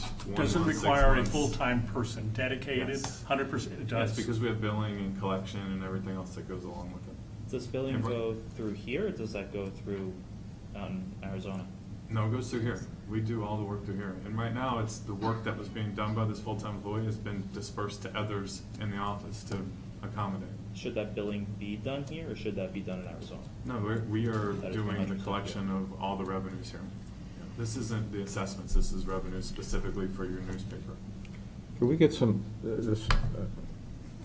describe the physical change? What would that mean to the placement of the magazines versus a paper? Is it better, worse? How do the businesses feel? Maybe Kathleen has a comment. Yeah, we'd like to. Maybe get some input from- Well, if we're gonna open it to one, if we're gonna open it to one person from the audience, let's open it up to two or three people. Steve, can you answer the first question? I'd like to ask JR to come up and address any of the logistical questions that you have logistics. regarding the magazine. Which is durability in the elements, which is the machine, machine. And the size. The racks. The racks, all that kind of thing. What do you want first? The magazine's at 8.5 by 11. It's called the soft touch cover, which means it won't run in the rain. It's a perfect bound, which means no staples, no glue. You won't know, it's not going to stick out at you. We have paper dispensers now, but if we went to a magazine, I'd have to suggest upgrading some of the ones that we have because they do leak. And obviously, we don't want to leak on a product like that now. We're going to have to look at replacing, regardless of what we do, paper or magazine. But I think with a magazine also, we have a chance to get the publication back into Florida Hospital and back into some other places that no longer wanted it because they just perceive a newspaper as dirty. Perfect bind means it has a spine. Correct. There's no staple present. Which means it can have a label on the spine. 72 pages. Well, it can have writing. I don't know about a label. I don't think Well, it's thick it enough can for a have some label. writing. Correct. Is that in the contract? I don't think that's in the contract. Yeah, 72 pages. Yeah, but Oh, that. perfect binding? Labeling the spine, yeah. Well, the labeling of the spine is not, that's just that's putting something to where the determine. print goes. Yeah. You mentioned soft touch cover, so it protects from the elements. Are the inside pages, The inside pages are I believe, an 80-pound gloss. do you stick together with humidity, or? I was told no. They designed the magazine with basically Florida in mind. Let's just make sure we have it in writing that it's enough. Yeah. Did that answer your question, Swan? It does. And then you were transitioning to another issue? which is where- Space, what the business community felt about the change from a paper, if we did make the change, how it would benefit or actually hurt them in some way. Okay. We have one of our largest advertisers in the audience, if you'd like to address the audience. And I know there was a comment of. My comment is, I'm fine with Kathy speaking, then Tim and Cindy have a comment, so let's just, if we're gonna open it up, If we're let's gonna have two open or it, we're three gonna people open it. comment and be fair. I think we Anyone need have to. any issues with opening it up? Yeah. Okay. Who wants to speak first, Kathy? Or who wants to speak? Kathy started to stand. Just for the audience in general, if you've never advertised before, there's really only one reason that you advertise, and it's called return on investment. And as you know, I do spend a lot on it. I'm with Imagination Realty, but I am a Celebration neighbor at 1243 Aquila Loop for identification purposes. I have spoken extensively with JR. He's been very gracious and called me well in advance of this meeting to tell me the meeting was on and to ask my opinion. So I want to give kudos right away for the communication from CCMC. to ask opinions. And I've also grassroots asked other advertisers who I don't see here this evening. One of the things that I want to make sure that there's no, once you outsource, I've been with corporate America for 32 years before I did this. Often when you outsource, once you've done it, you've done it. That's it. And want to make sure there's no cost escalation suddenly. I know what I pay now, and maybe for next year they'll say we're going to keep it the same. I just want to know, just as carefully as we are with CCMC's budget and working with CROA, and that there is no hidden cost escalation. That's when you get caught, and then there's nothing we can do. And then you lose your advertisers, so then there's no revenue for CROA either. Going back to distribution, I want to ask, is the delivery date once a month like it's been with the newspaper? So it's still once a month, same delivery occurrence. The other is that are we going to continue to make sure people outside of Celebration who are homeowners here, absentee homeowners, are they still going to get a copy of the magazine? Because that's really important that goes on. One of the other things that I feel is very important, I've noticed, it just breaks your heart if you're an advertiser or just a citizen in general, is when you see newspapers wet, blowing around. And I've always been a proponent of not these open racks, no matter where they are. And I think our town looks so good, just like Winter Park, if you remember Passport Winter Park, Hunters Creek. If you go, the little green boxes you're going to think about, they look so much better if they're in those. It keeps them dry, makes them last longer, and it has a much better presence for the entire town, I believe. And I've talked to JR about the hospital. I had long discussions with the hospital. They had removed them, and I think we have a good chance of getting them back if they're in a professional looking, pull down the top.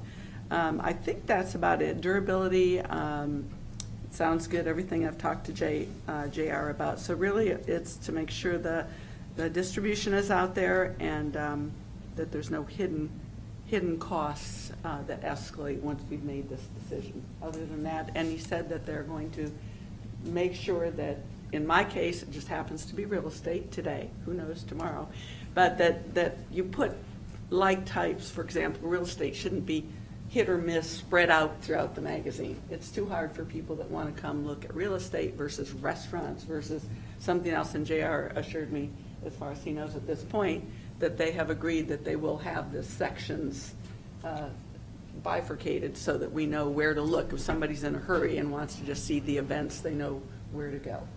And it will still be an online publication. Okay, all right. That's all I have to say. Thank you, Thank Kathy. you. Thank you. I think to Kathy's point about escalations, I'm looking at the agreement, and it's a 3-year contract, and I don't see anything in the agreement, Kathy, that suggests that costs would escalate or that there's any provision in which the publisher can escalate costs back to us. Am I missing anything? There is, I see There is a- 6.7. Yeah, there is a 6.7? section that on the advertising, they only guarantee the rates for 12 months. After that, it would be their rates, so there's a.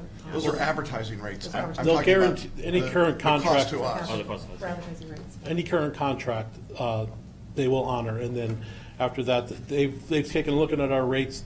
The research they've done, they say our rates are comparable to what the market. They haven't expressed that they would be sharing. I mean, if it's something we need to get in writing, we can get in writing, but they haven't expressed that they would be raising rates after that.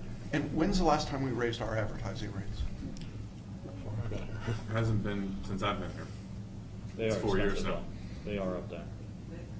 I feel like they're up there.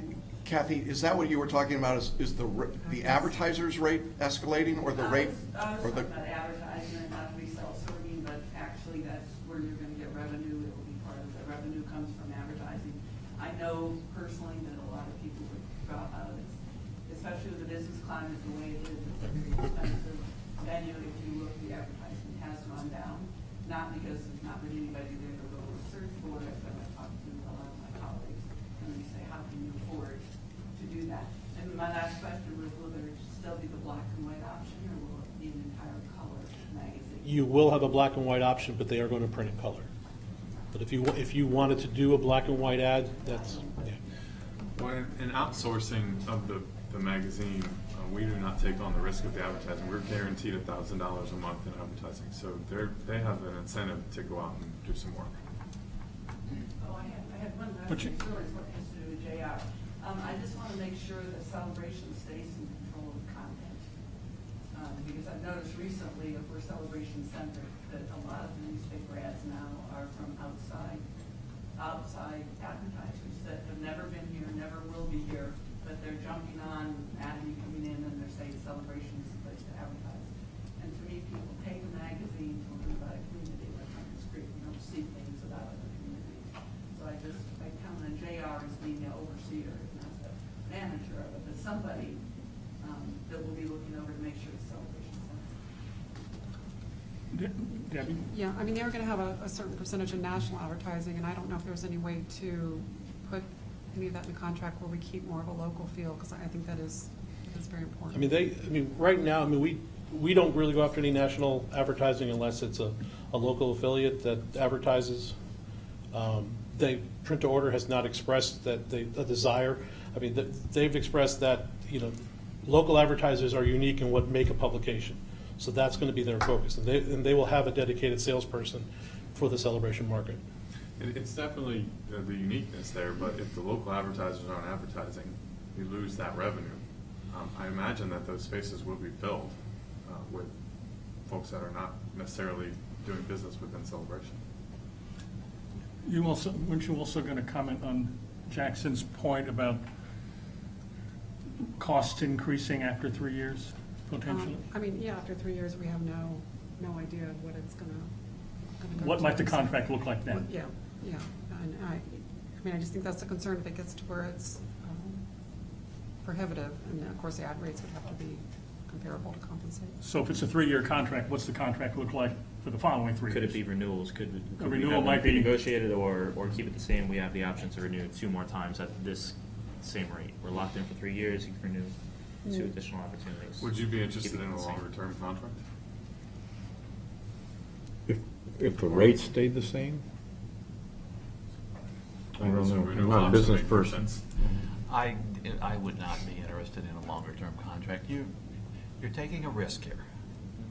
And if you're gonna take the risk and take it for 9 years, God help you if something goes wrong. No, I'm just saying renewals. I mean, I'm saying renewal periods, not- to me, not guaranteed. I understand, you can't, at the end of the day, they have an incentive to try to make a profit. If they do something stupid and lose all their local advertising, they're gonna get slaughtered and have a write-off. I wouldn't think that's in their interest.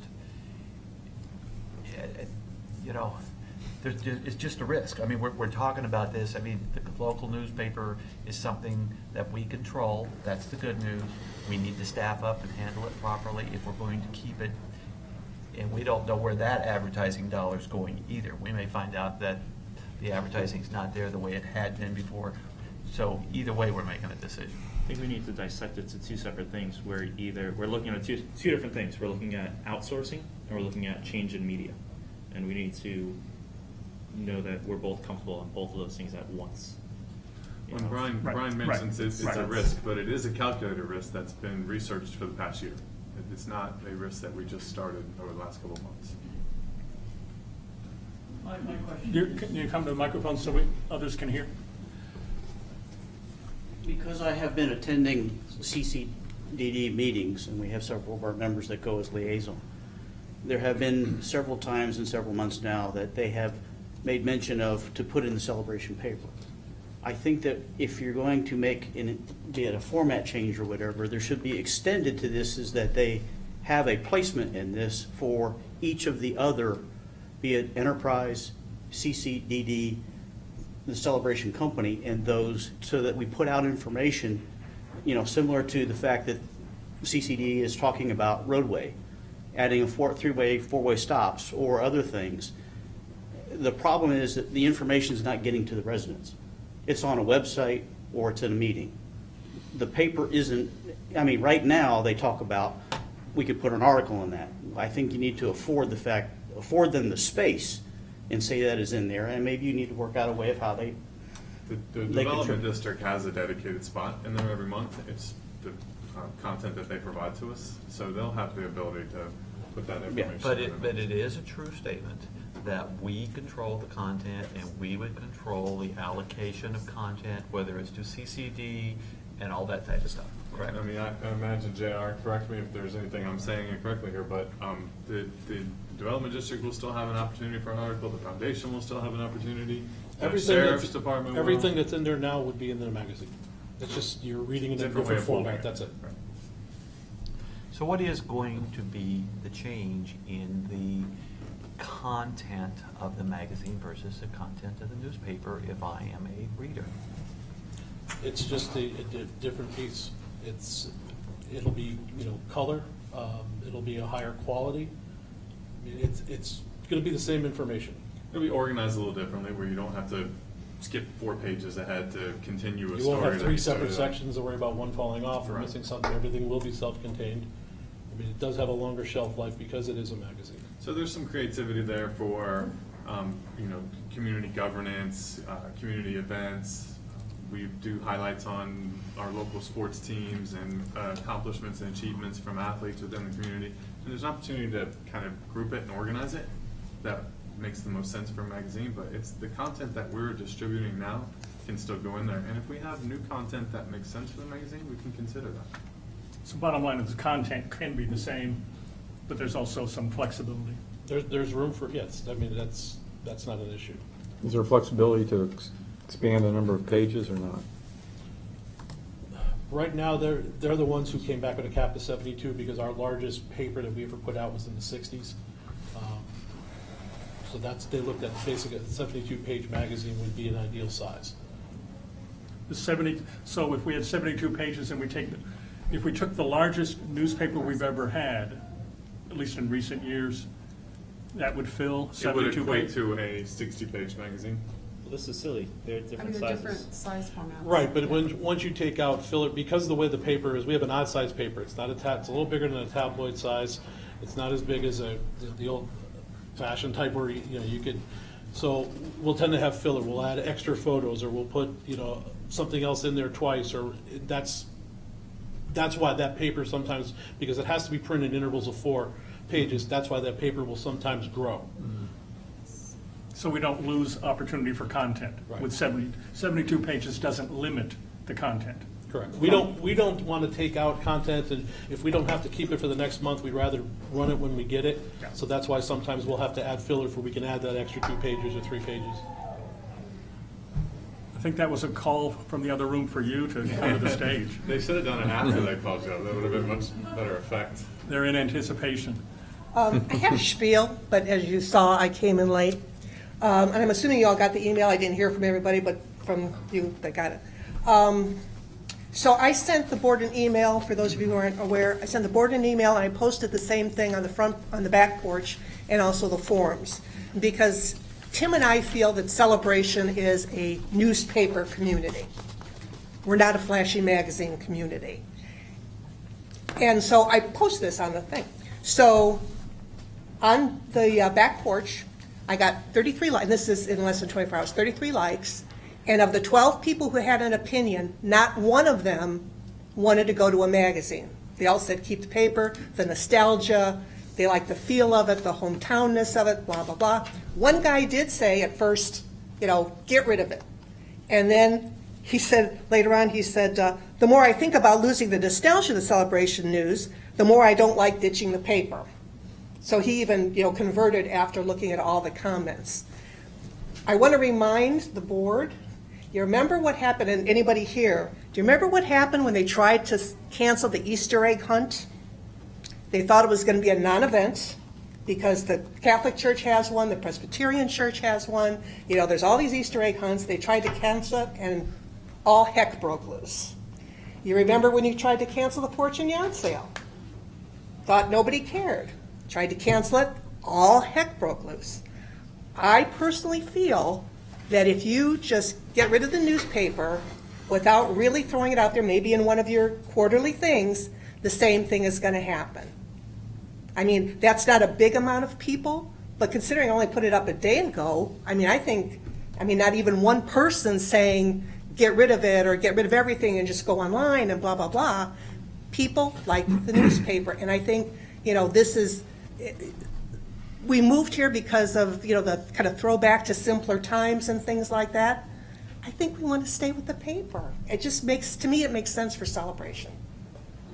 So, that's all I have So to say.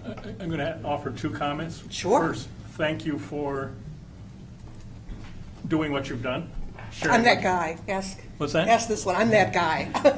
Thank you for sharing what you've shared. And second, I'm going to challenge one of your last statements. Sure. People want a newspaper. I would say it differently. I would say we don't know what the residents want. That's true.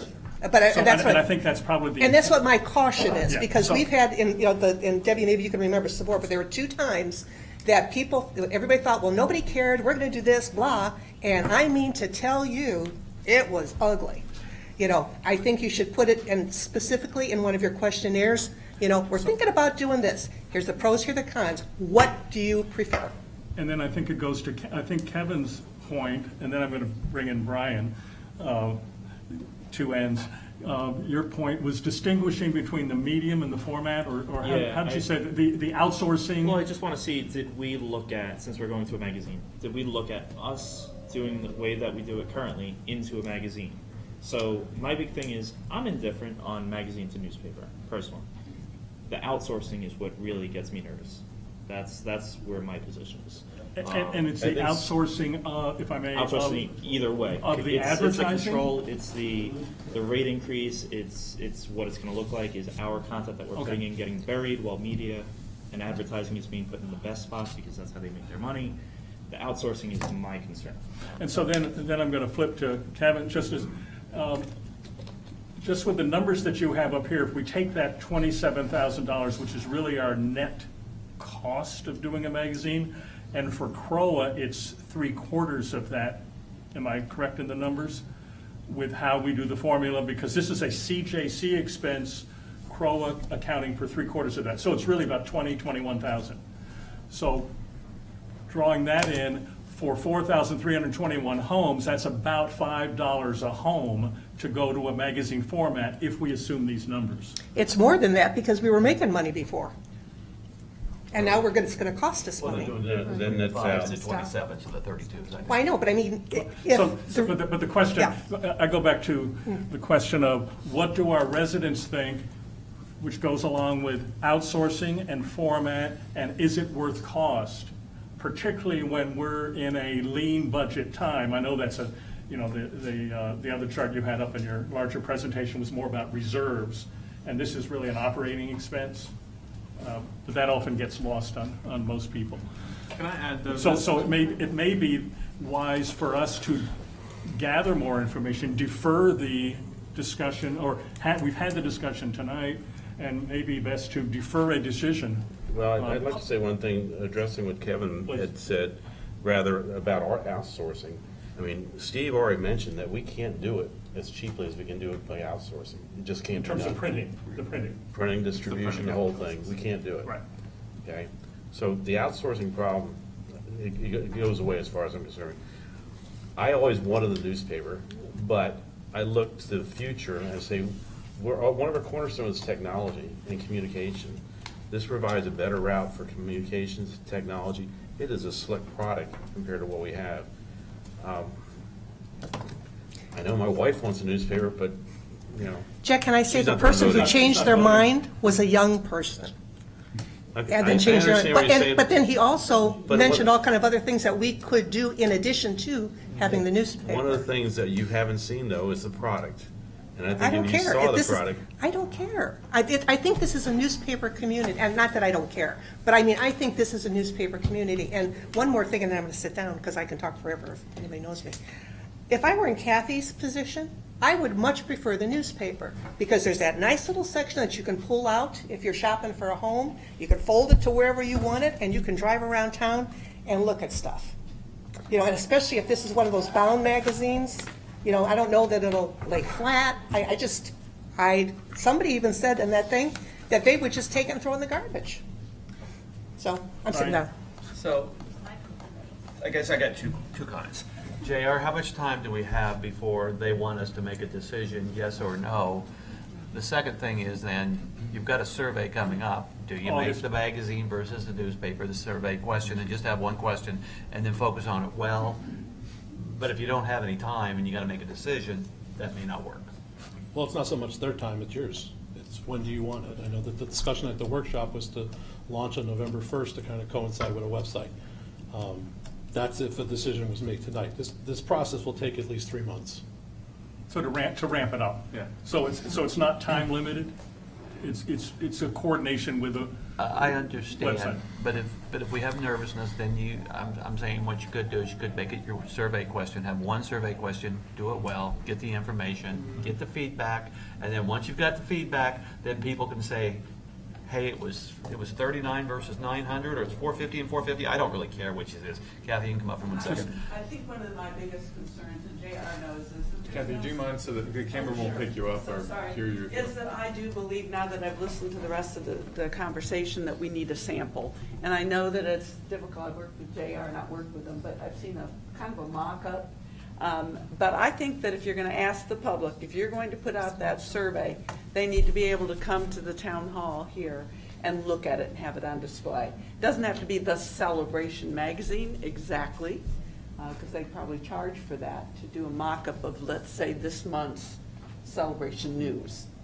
If they could do that, it'd be fabulous, because then they could do it. But if they won't do that, how about another community, which I believe you have one, but put it out there for people to see. Otherwise, they're answering about something they don't know. What's it gonna look like? So you I'd like can, to see actual. so you can do that at Town Hall, but you could also schedule that at the Food Truck Friday Oh, in July everywhere, and yeah. in August. Yeah, anytime you have a Have gathering. a tent, Yeah. or whatever it's called. Come see the new proposal for the celebration. We do have a logistical problem, however, which is if we defer this, you continue to not have the staff and not make the decision. Right.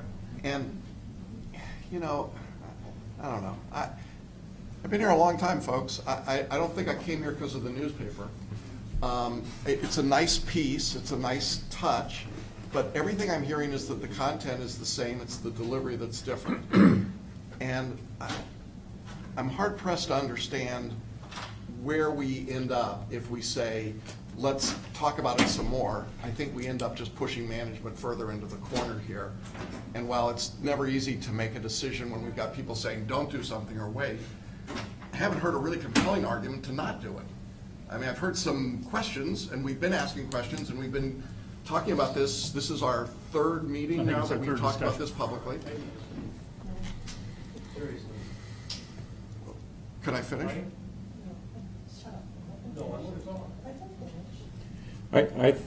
It's kind of frustrating to me that how many times have we discussed this at a workshop and a board meeting? Yeah. How many times have we done it? And this is the first time that anybody's ever come up and spoken for or against it. No one's ever showed up at the workshops. They're all recorded. Sometimes they get streamed, sometimes they don't, but they're at least all They will all recorded. be on the website, though. They're all on the Even if it's website. dead. They're there. We've talked about this for the last, I don't know how long it's been.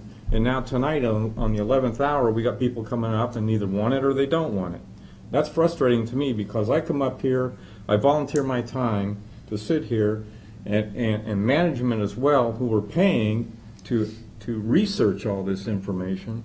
And then it comes to us and we sit here on our free time and analyze it. Then people come up here at the 11th hour and say, no, we don't like it, or we do like it. And that to me is frustrating as a board member. JR, do you have an actual copy, though, an actual published copy? I know they did the mock-up, but do you have an actual? The mock-up was just basically a staple color Right. copy. I don't have a mock-up of the magazine, no. But you don't have an actual product for us? Not at to that. see? Not of that quality. It is an idea of what it will look like. It's No, not but the they're one pub- that's. Yeah, but they're publishing some for other But HOAs. not at the high quality that they're gonna do here. So our quality is different, so we really haven't seen their product. I mean, I can get you samples of what that kind of product looks like, what a soft touch cover and what the gloss, 80-pound gloss text pages look like, but it won't be a celebration. Yeah. But it's Right, but right. it's a sample. It's a sample,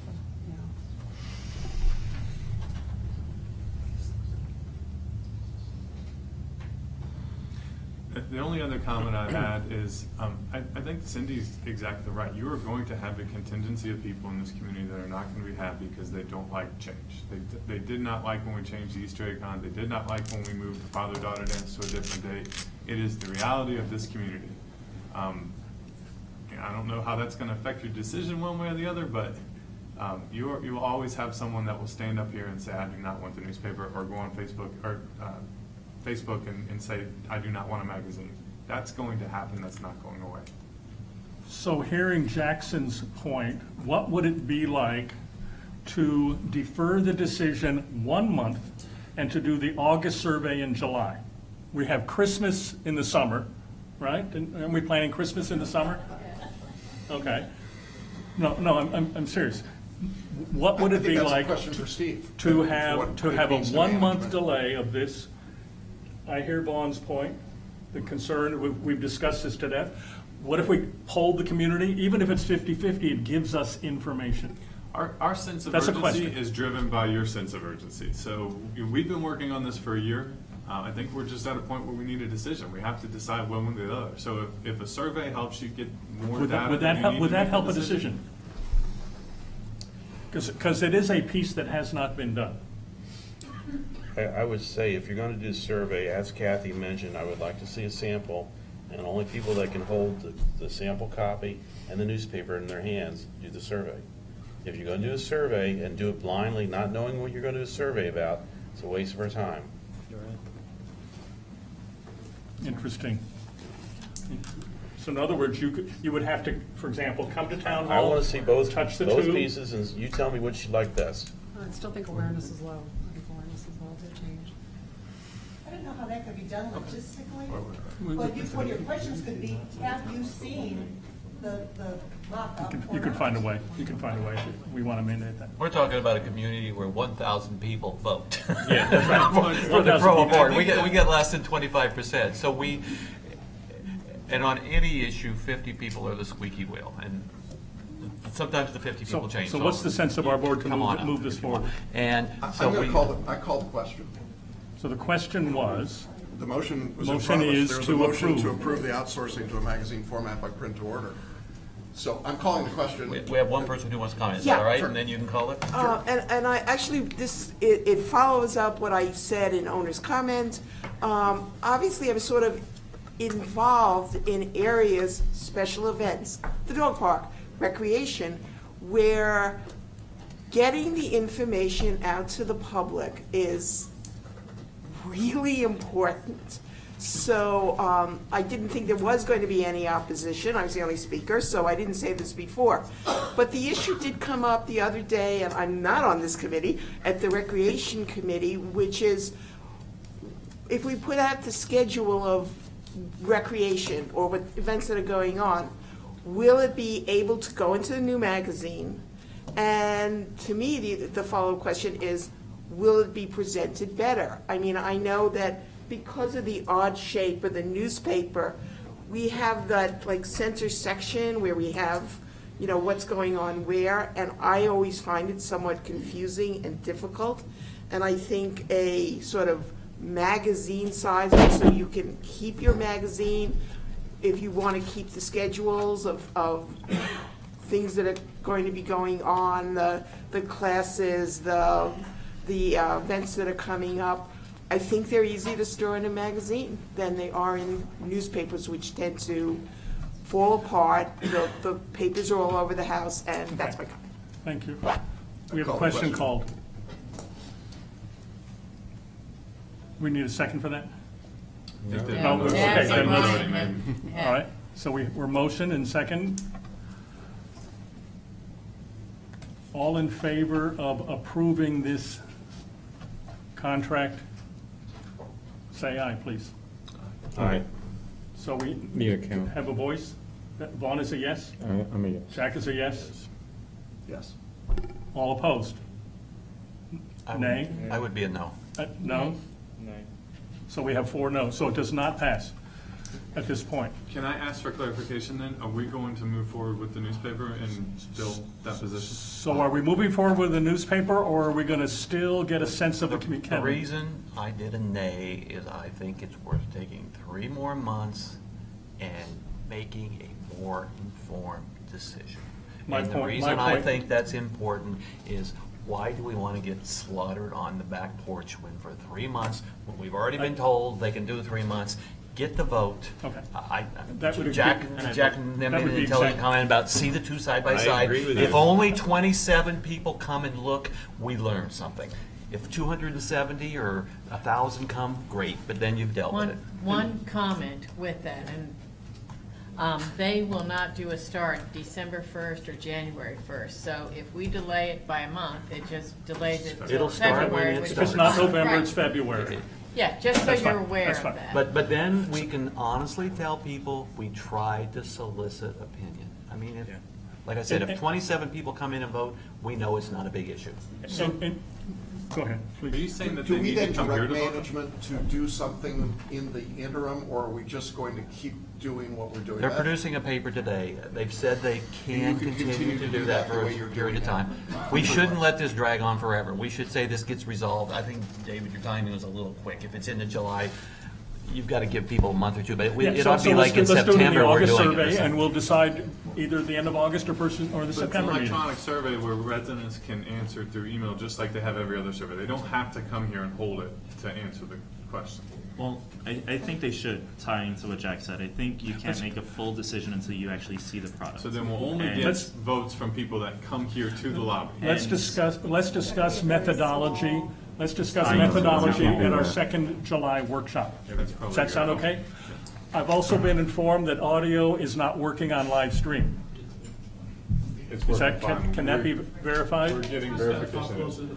Make sure that your microphone's on too, please, and you're not holding down any buttons or anything when you're talking, so. I'm just hearing audio overall is not working through live stream. It's working.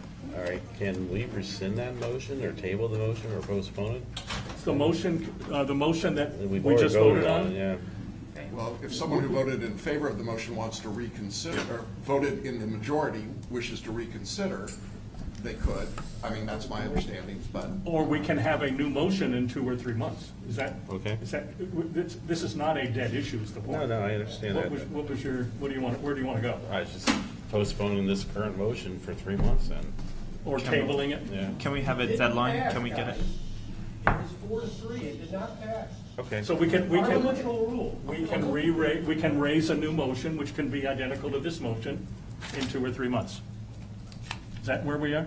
Okay. But we agree we're going to discuss it July We will 2nd, how we discuss the want to proceed to move methodology, the forward. second I board would say workshop. that the motion was not a overall question of, are we gonna do a magazine versus a newspaper? It was to approve this contract. This contract can be modified, changed, your methodology can be modified. You can bring it back to a vote again. Yeah, and I think there's more discussion that happened tonight because, and I think it's, even though we've discussed it before, there seems to be more interest all of a sudden at the last minute, which generates new issues for our consideration. Let's just have a deadline of when we're going to have that decision for management. For us, is it going to be, let's say, end of Nope. August, we will have a decision? We can do that end of August. We will have community information by then. We can have that on the August agenda. That's 2 months. Go on. I don't think you can just have people come in here to vote. I think you need to do it online. You got people who can't make it in or out of town or whatever it happens to be. I think it needs to be, I think you need to give the opportunity for everyone to vote electronically. I would agree with that because logistically, it's gonna be very difficult to only take votes in-house. But I know David wants to have further discussion. Let's have further discussion In the meantime, can we work on getting a copy that's the highest quality that they do produce? That might be the closest That'd one be we helpful. have. Just let me see the product. David, you got one more person. I see a comment. You need to come to the You have to microphone, come up please. so the camera can capture. You're now on TV. The good news is no one can hear you. Okay, Celia McFadden, 1007 Celebration Avenue. I know you guys work really hard, and you're talking about getting it out to the community. It seems to be the only way that people respond to anything in this community lately is through Celebration Back Porch, Celebration Front Porch, Celebration Barbecue, Celebration Lanai. If you want the residents to know what's going on, maybe one of the board members can go on one of those sites, because it'll run rampant through Celebration that way. Sending out emails and stuff like that about this, nobody even knew about, a lot of people didn't know about the newspaper until the Swishers put it on the back porch. It's like, to me, it don't matter either way. I love the newspaper, the magazine. I don't know, I've seen the magazine in Hunters Creek because I think they get one done in Hunters Creek. But the only way to get anything or any response from the residents is to put it on the back porch, the front porch, maybe one of the board members. I mean, there's so many rumors going on about why we're not having fireworks. That's the only way people respond, is through those Facebook networks. So maybe you just want to reach out to the residents by saying something on there, giving them an option. Thank you.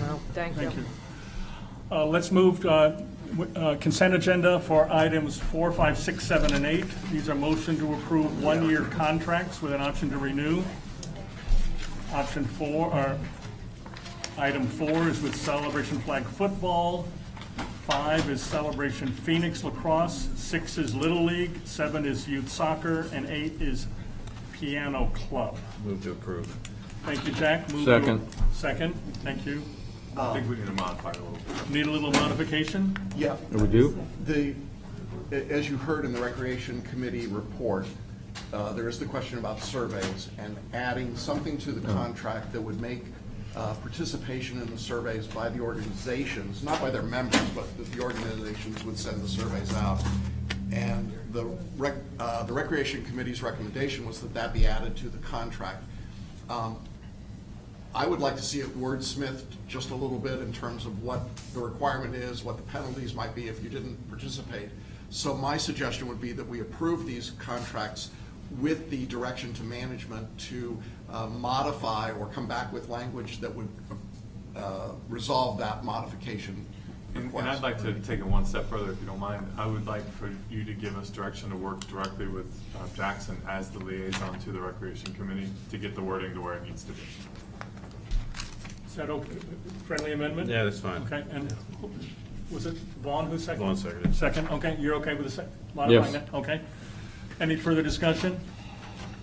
So just to clarify for the motion for Rachel, this is going to be approved contingent upon management working with Jackson to get the wording correct for inclusion of surveys. I got it.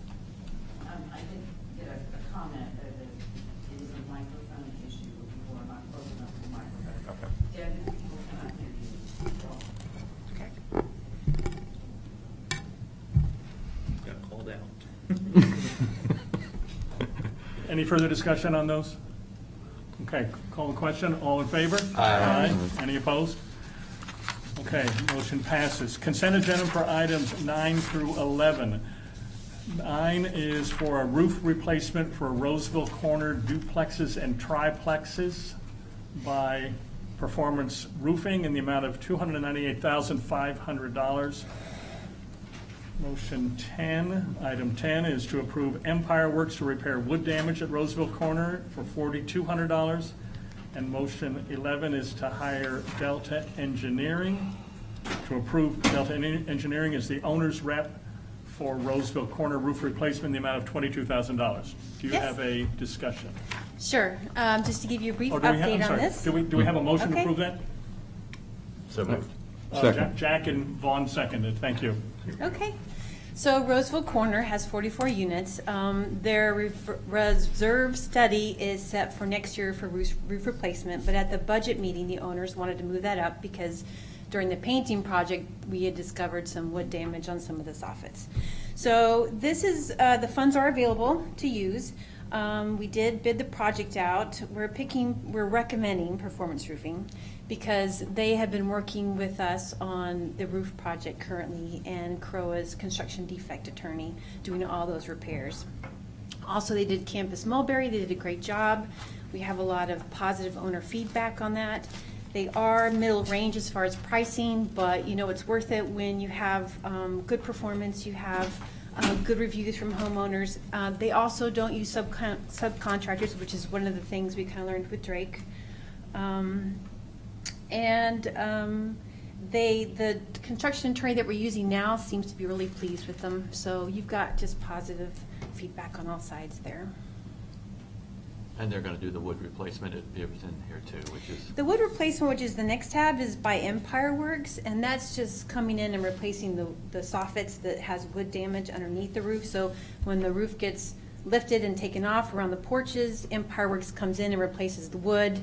Performance is working on the asphalt shingles. Oh, because they checked it too, I thought, okay. Pardon me? They had checked off that they were doing roof replacement and wood damage repair. Performance Roofing? Yeah. That's interesting because they told me they don't do it, so I'll clarify that with them. They both checked. That's why I was asked, because I thought it helped explain why you take a mid-range quote. Yeah.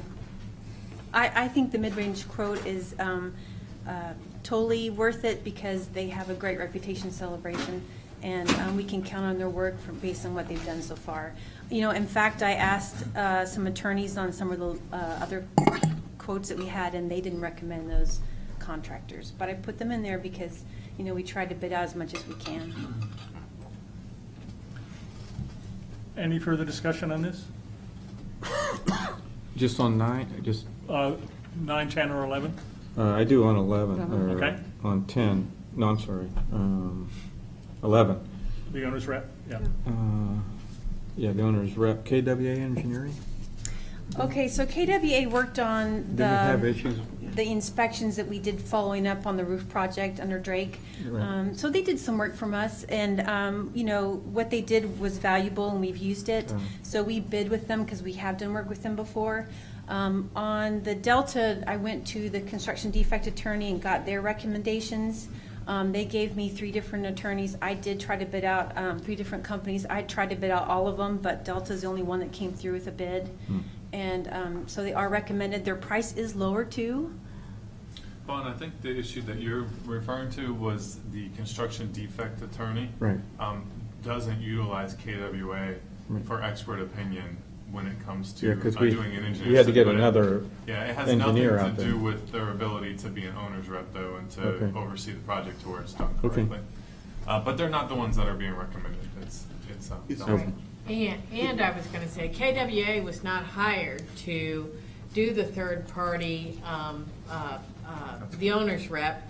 They were hired to say, did the roof installer install that roof properly? Right. Not to dig down, is what the third party engineer is saying, what is really the problem? And they answered that question, but they're not forensic engineers. Litigation's very messy, and we had to hire multiple engineers to make sure that we have our ducks in a row to win the litigation. And that ties into tab number 12, as far as what you're Before we get talking to about. tab 12, are we using Get to that. KWA as an owner's representative anywhere in the community? Pardon me, right now, what's the no. Are we question? using KWA as an owner's representative? No. anywhere? Have we used them Not as an currently. owner's No. representative? So this would be a completely new scope of service for them if we were to use them. That's not your recommendation, I recognize, but This is a totally different service area too. I understand. My But yeah. question is, we have owner's representatives in service areas in the Yes. past, is that correct? Yes.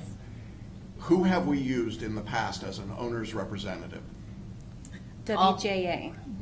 William John and The Associates. folks that were now in litigation? Right. Okay, and that's the only company that we've used in that capacity previously? I believe previously we've used Alta Engineering. Yeah. I know they gave us some opinions at one point in time. Jackson, I think what gets my comfort level where it needs to be is that the construction defect attorney is saying, I recommend Okay. these guys to you. Right. Okay, so you talked with Angus and Terry, and this is their Yes. recommendation? Yes. Okay. Any further discussion? Okay, call the question. All in favor? Aye. Any opposed? Okay, motion passes. Item number 12, motion to approve the contract with Woods Engineering to perform forensic engineering on re-roofing for South Village, Savannah Square, and North Village townhomes, and an amount not to exceed $15,000. South Village replacement reserve expenditure of $6,900, Savannah Square replacement reserve $3,000, and North Village replacement reserve $5,100. Do we have a motion? So moved. Thank you. Vaughn. Second. Or was it Brian? No, that was I'm sorry. Brian. I'll second. Brian. And then Vaughn seconded. Thank you. Discussion. Yeah, so this is what you were touching on before. So this is the roof project where we had Drake Exteriors and we're having the litigation now. So CROA got Angus and Terry on. And so they brought in a forensic engineer, which is a highly specialized engineer, you know, it's that step above KWA, that comes in and is going to really do some intense studies and water tests. And actually, they're going to be working with Performance Roofing on this. So that's another kind of kudos to that company. But they're going to be working on trying to get a more detailed understanding of what caused the leaks, and provide a report to the attorneys, provide it to us, and that's going to help us move forward as we, you know, pursue litigation. And I think bottom line with this is that this is the engineer that the construction defect attorney has the most comfort to work with. He's worked with them in the past. And I know there were some questions through emails about a $25,000 number that was mentioned. Mm-hmm. That was a number that was mentioned by our construction defect attorney in executive session as a possibility it could go up to. We're looking at $15,000 as opposed to $25,000. I think that was the point. It was just in that confusing. cover sheet was to say this is actually $10,000 less than what the initial estimate was for this. And then I was confused because the further documentation was in excess of 25,000. Yeah. So, It depends on the destructive testing is what Paul Terry said, and that it would probably be between $10,000 and $15,000. Okay. That's why we put Okay. a not to exceed number okay, in so we are here. authorizing up to 15. So if it's more, we'll come back to you. And that's why it's more for like South Village versus Savannah, because it's based on the number of units, Right. so a percentage. Okay. It was just confusing in the documentation. 15 is the number that's important Okay, for this vote. that's what we're voting on. Any further discussion on this? Was anyone else confused? No one will say it Don't on be camera. confused. I own I was confused. And I know our We documentation have is. to refer back to what was said in a previous meeting. That's why we stated that in there, because you heard it one number, and we're coming back to you and saying, here's the Okay. new number. All right, thank you. Any further discussion? Call question, all in favor? Aye. Any opposed? Okay, motion passes. Item 13, motion to approve the design of the front and rear entrance remodel of Town Hall by Kane and Associates, amount of $7840 from CROA replacement reserve expenditure. I know we had deferred this, I think, from last month. But you deferred to have me go and speak with Danny Bumpus about the Right. possibility About of expanding this And building. whether that would, and so the And update it will is, not affect at all the front and back design that we're bringing to you. should we decide to move the building up, this building up, whatever investment we make in the front and back would not be affected. Correct. You want to say more, Todd? Did you motion need a second motion. already? Oh, we need a motion, sorry. I'll make a motion. Thank you. Second. And Second. Brian, Brian. Okay, so it was Vaughn and Brian? Okay, so again, this is just for the design work from Albert to do the front entrance to make it a safer entry with railings and more of a grander type entrance is the concept. In the back entrance area, there's concrete that's buckled and drainage is poor, so this would address that and make it for a better inviting area along with some wayfinding type signs. So if y'all, my first day coming here, I had no idea how to get in the building.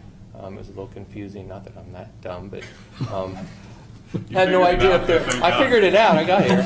But yeah, there's nothing that says any entrance or anything on the back side of the building, and that's where most people enter. So this would also, the concepts were for seating, like sitting walls. So when we have Food Truck Friday, you have more room to sit and more inviting atmosphere. So the rear entrance will be the only handicap entrance, as it is now. Right, yes. Well, there's no handicap parking out front. either, so. Well, It's all through the back. Yeah. I just have a question about pricing. Todd, in your experience, the design, the architectural fee is $7,800. Is this a average price? Is it a high-end price? Is it a low price? Are we getting any benefit from working with someone who's intimately connected with Celebration and sitting on, in an advisory capacity? I would say it's a very fair price, and the main reason is there's 3 different phases that we go through. You got the concept, design development, and final documents, along with the construction documents if we get to that phase. So he'll only bill as we go. It's not a whole chunk of change at once. That way, if you decide not to go forward with the project, it's not going to cost you that amount. What should be proven is the not to exceed number, I guess, would be the way to look at it. I guess one of the things that I'm just, because I don't know anything about this stuff, I look at this number and I don't know if this number is a reasonable number, unreasonable number. I mean, we trust you as management to say this is a good number. There aren't competitive bids for this. How do we get our arms around that? How do we know whether these numbers are reasonable? Are we doing our job properly in improving these kinds of numbers? Are we going to walk out of here and find out tomorrow that most any other architect would have charged $4,000 or $5,000 for the same scope of work?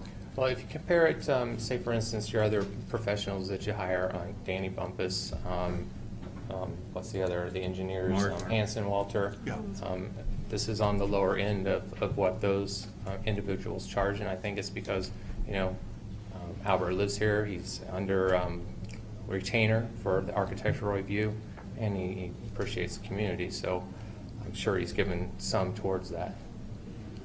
We also compare, I have a big thick maintenance book that I always reference, and it gives you a whole gamut of numbers from engineers, architects, down to plumbing fixtures, what those numbers should cost you, and it's updated annually just so I can see if we're getting the best deals. Well, I would say part of the answer to your question, Todd's the subject matter expert that has the experience dealing with these kind of things. The other thing you got to consider is that Albert has an intimate knowledge and understanding of your design guidelines here in Celebration. An outside firm might not have that same level of expertise and knowledge. Okay, so it's value add because of that. So then, does this design have to go through ARC? We would take it through that just so that the whole group can give their blessing on it. Would it be necessary?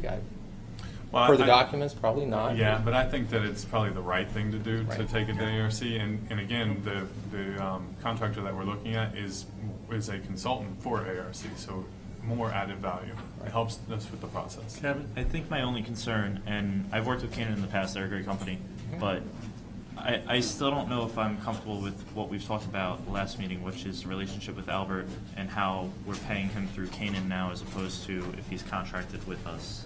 I'm just still not comfortable with that aspect. So I just want to put that out there. I don't know if you've gotten anything back from that. Yeah, that one I don't have an answer to. I mean, it was with Fig and Vine, was other company before that. I don't know if that has a difference in how the board works with them or not. Yeah, I think what Kevin's getting at least, just correct me if I'm wrong, I think there's a perception concern that at least that I've got, that it looks like we're playing inside baseball. We hire anyone, and I'm not picking on Albert, but we hire someone to be our designer. Then we go to ARC, where that same person is the person making the recommendation to the committee. And if I'm a homeowner who's struggling to get something approved or resolved, it feels like it's not a level playing field. So should everyone in town hire this landscape designer or this architect in order to make sure that their work is done properly? And I know that our goal is in ARC and covenants to make sure the town looks its best. I totally get that. But I'm just concerned that we end up looking like we get to play by a different set of rules. Well, my concern is that, but it's when it comes down to this, and I'm still not comfortable on that side, but when it comes down to this specifically, how do we pay Albert now? Do we cut him a check through Canaan? Or can we just be cutting him a check directly like we possibly do now to do the same work? Well, and I'll tell you too, that's where my confusion is. Albert Riddle does not vote on the ARC, just like Jeffrey Mallon doesn't vote. They're consultants to help expedite the process. So you do not have to have an Albert Riddle design to get it approved, but he does add an advantage of helping you with his understanding and knowledge of the design guidelines. Here's my question. Albert is a contractor. Right. So when he sits in for those, or when he reviews the contract for 30 hours a week, whatever it might be, is he paid through Canaan currently? I believe it's or it's through a Albert's separate. directly, right? Maybe it's So through- my it's concern Albert. is Just why like are we Jeffrey. now paying for the same source? Why are we paying Canaan That's for the something company that we he could works be for. paying directly? Yeah, that's the company that he works for. So we're hiring that company. He's the resource from that company. But when he's on, the If way he we're worked for paying him now. If he worked for Fig and Vine, we'd hire Fig and Vine most likely. Does anybody understand what I'm trying to say? Why not pay him directly and not Yes. pay the company overhead? Is that part? Yes, because that's how we pay him already Well, for other projects. I think the big difference would be through ARC, he's only given his approvals, where this, he's got to have equipment to produce designs and If that's the reason, then software then that's what I'm and looking for. printing and such. I need the He why. has the resources from the company. I need the why. Thank you. That is a good reason. So just a further question. Albert's landscape architect, and is this scope of work for the 7840 that we're voting on about landscape and structural? Yeah, what's considered hardscape, so that would be, the concrete, pavers, steps, railings, anything that's not structural at that point. So, and it includes landscaping. Okay, so that's within the scope of a landscape It is, architect. yes. And so he also knows, as part of the documentation, there's about $78,000 left in our reserve budget for this sort of renovation? Well, that's numbers quoted just for, how do I put this? For our For backlog? his expenditure. There's still other areas within the reserves, such as concrete replacement, pavers, so that number's not for the whole project, that number's just Right. for his design So services. my point is, when he's doing a design, is he keeping in mind that this is not a $200,000 Yes. renovation, but it's a Well, this- limited, and the max is 78, which is, but you can't even use that because there's other things that will be part of that money. Is The that, scope of what we're trying to accomplish isn't a $200,000 scope. It would be more of a $78,000 in that range. So I don't think we want to tell them all the money that we have, though, because then that quote will come back as close to what we have to spend. No, but that doesn't go I to want to him. know No, what that's- it's going to cost to he's- do what we need done. it's a matter of designing within whatever your largest scope might be. Right, well. You want a he- quick fix? I mean, do you want a $10,000 project or a $40,000 or? Right. Well, he and I have discussed the wants and needs, which are Okay. two different things. And he's got an idea of how much money is available to spend.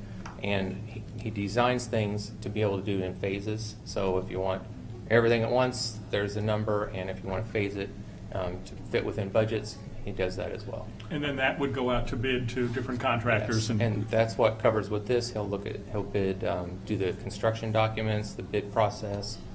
So yeah, it's getting your money's worth. Yeah, and management companies across the board are not going to be expert engineers. We're not going to Right. have that expertise, so we're going to recommend that you hire someone that does, so that you get the correct drawings and Okay. design and Sure.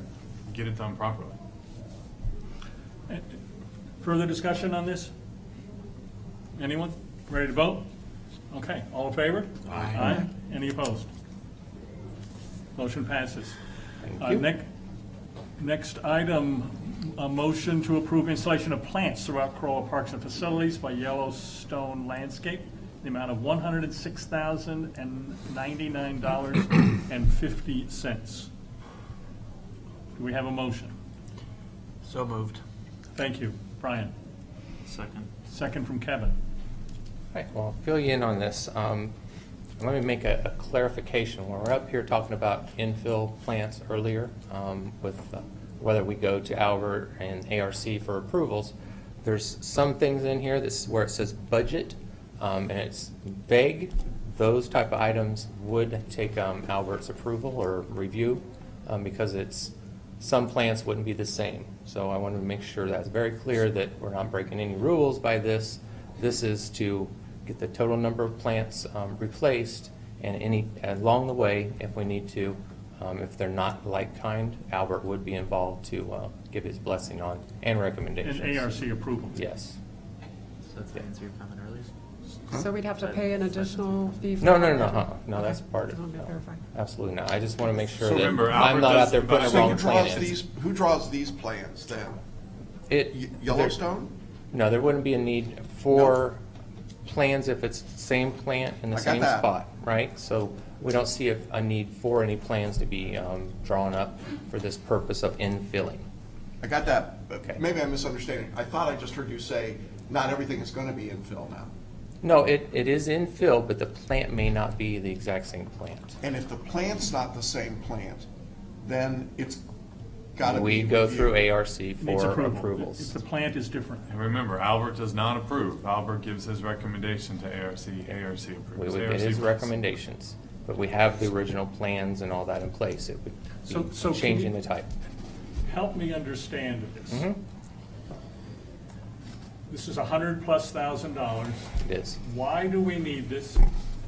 What is different? What, is this was this not part of Yellowstone's contract? Where does this fit? Sure, yeah. Over the years, plants have died out, and they weren't replaced. Over the past few years, they weren't replaced because our confidence in the prior landscape company was not there. We didn't want to put new plants in and then not have them survive. Hiring a separate contractor to come in and do them, we weren't getting a guarantee from that contractor that they would live because of a different landscaper maintaining them. Therefore, it looks like a big number. If you take the total number of parks that it's covering, which is 46, it reduces that total number down, per park to a smaller number. When we stood in Savannah Square over the right around for the community, get asked what first-class standard was and whether Savannah Square was at that point, and explanation was no, it wasn't, and needed some infill plants, and that we wanted to get all the parks up to that first-class standard before we looked at going any further with enhancements to those parks. So that's what this addresses. And because this is a replacement reserve, this is planned. We realized through our engineer that plants are going to die, they're going to live past their life cycle. They're out of scope work that needs to be complete. So this is not part of the scope of work with Yellowstone? Yeah, if Yellowstone killed a plant through lack of maintenance or drove over it with a mower, they would be responsible for replacing. How often do we have to do this? We haven't done a complete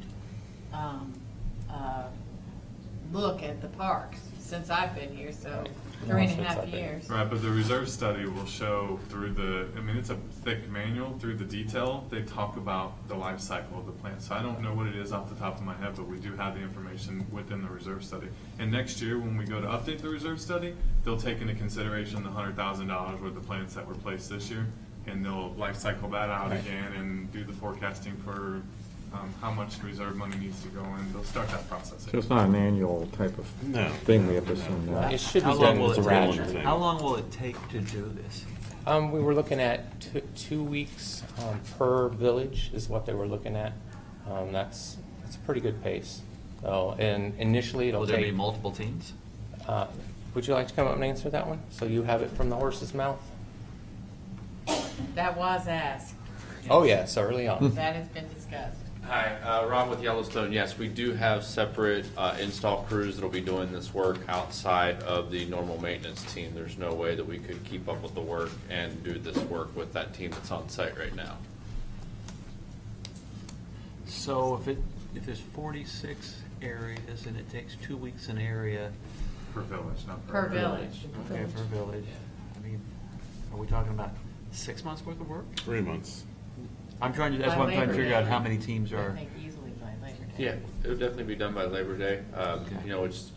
We kind of look at it sometimes as there's 46 different little jobs. We got to get our trucks, we got our good plants. It's not all lined up, so we don't want to overpromise and not be able to get it done in the right amount of time. And we want to do it right, because like I said, we want this to last for a long time. It'll be done in time for our first hurricane.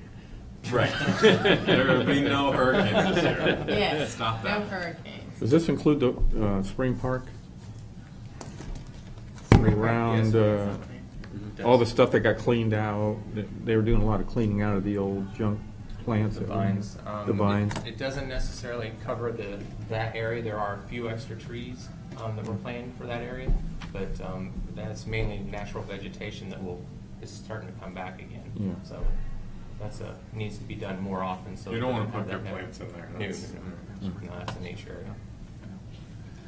So help me understand, this is more of a Todd question.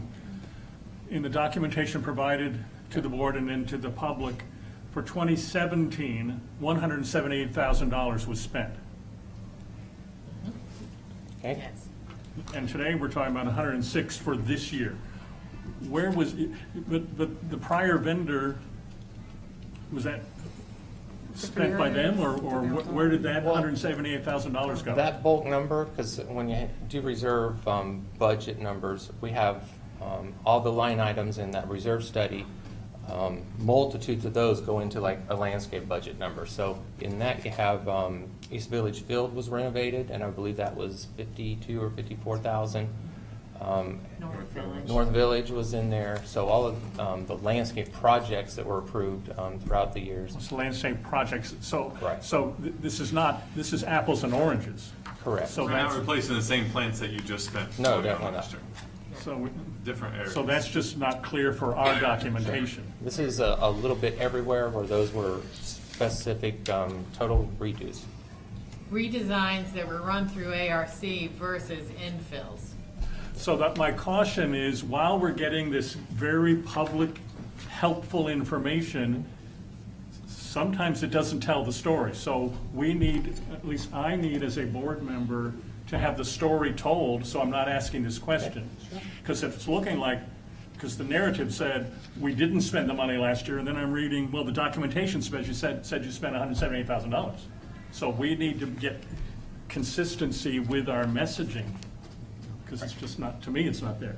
Again, I don't know if other board members are seeing No, the same I problem. agree. It's a big number to me. I mean, it's a lot a of little money. jarring, I guess, to not know about this number until 48 hours ago.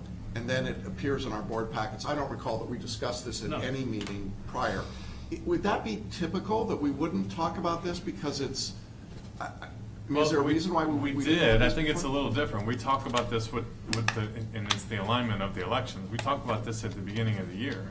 I And we think talk you- about the projects that are gonna take place from reserve. And this was one that was identified, yes. I think the more proper answer is, when you go through the 2019 budget cycle, you're gonna learn about things that are planned next year that the Right. prior board would have learned about in advance of this. Yeah.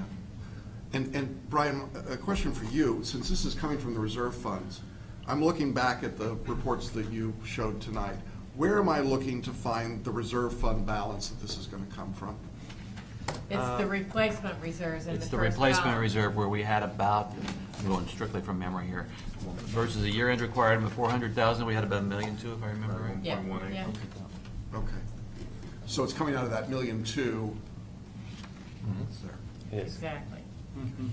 And those are your protective reserves for these very things, so they're planned by the engineer for life cycle replacement. Okay.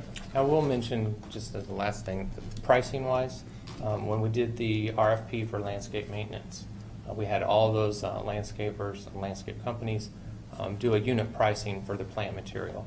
And utilizing that, we came up with, making sure that we had the best prices out there. Yellowstone, of course, they had real nice numbers for their plant material. So that's why, if anybody wants to know, it didn't go out to bid, because it's already been out to bid, in a sense, Okay. per unit.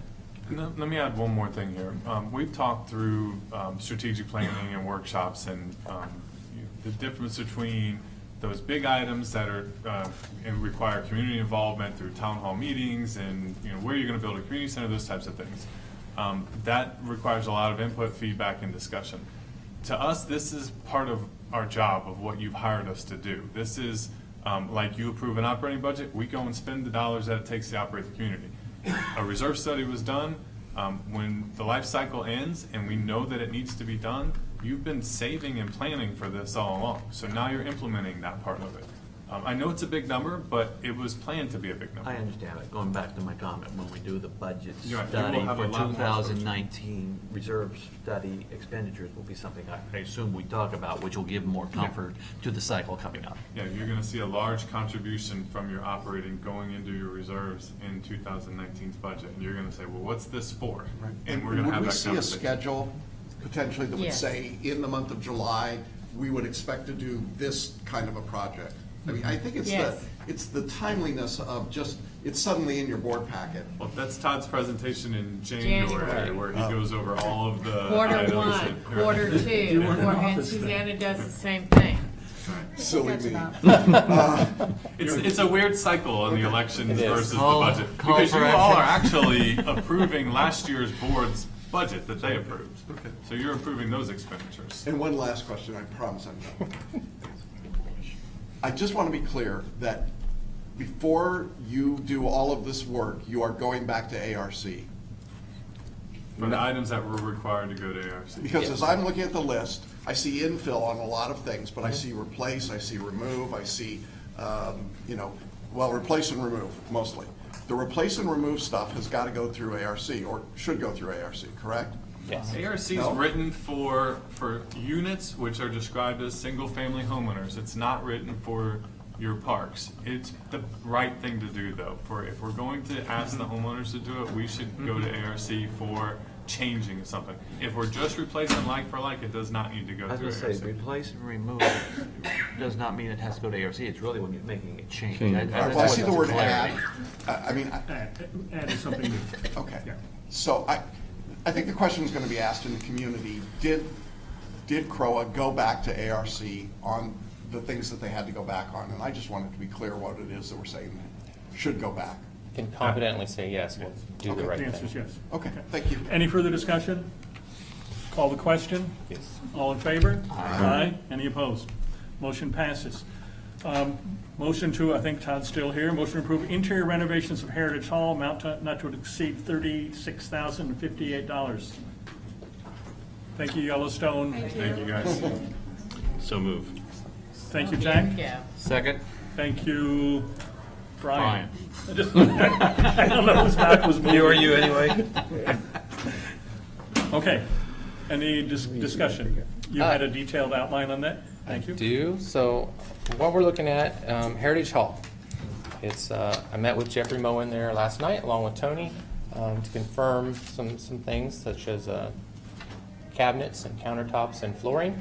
If you've ever been in Heritage Hall, from the day it was made, it's looked dated. No offense to the past designers, but so it's according to the reserve study and the condition of the interior, it's time for some improvements there. So what we're looking at is floor coverings, except for in the bathrooms because that's tile, cabinets in the kitchen, and countertops, as well as new countertops for the bathroom vanity tops. And we're looking at faucets and a few other improvements. I met with the Garden Club on a whim down at Memorial Park one day. They utilize that kitchen a lot, so we got their input, and so we adjusted some things within budgets to make those work for them, such as a point-of-use water heater, which saves us some energy, and made it more user-friendly for the groups that do utilize it. So, there's a few things with the renovation that I think are important, whether you're questioning whether it needs to be done or not. If we look at our strategic planning, we're wanting to be more proactive in being competitive, looking at resales. Updating things like this does help in the long run with those resales, keeps us competitive with the rentals of the facility, which hopefully will increase the revenues. I don't have those numbers. I'm not a number person, but I don't know if we have any people turned away by the interior as it is now, but this certainly won't affect that, and it should help it. It's a replacement reserve expense. It It's is. a building that gets used a lot. It needs to be updated. I mean, Yeah. we should do It's a this. Step back in time.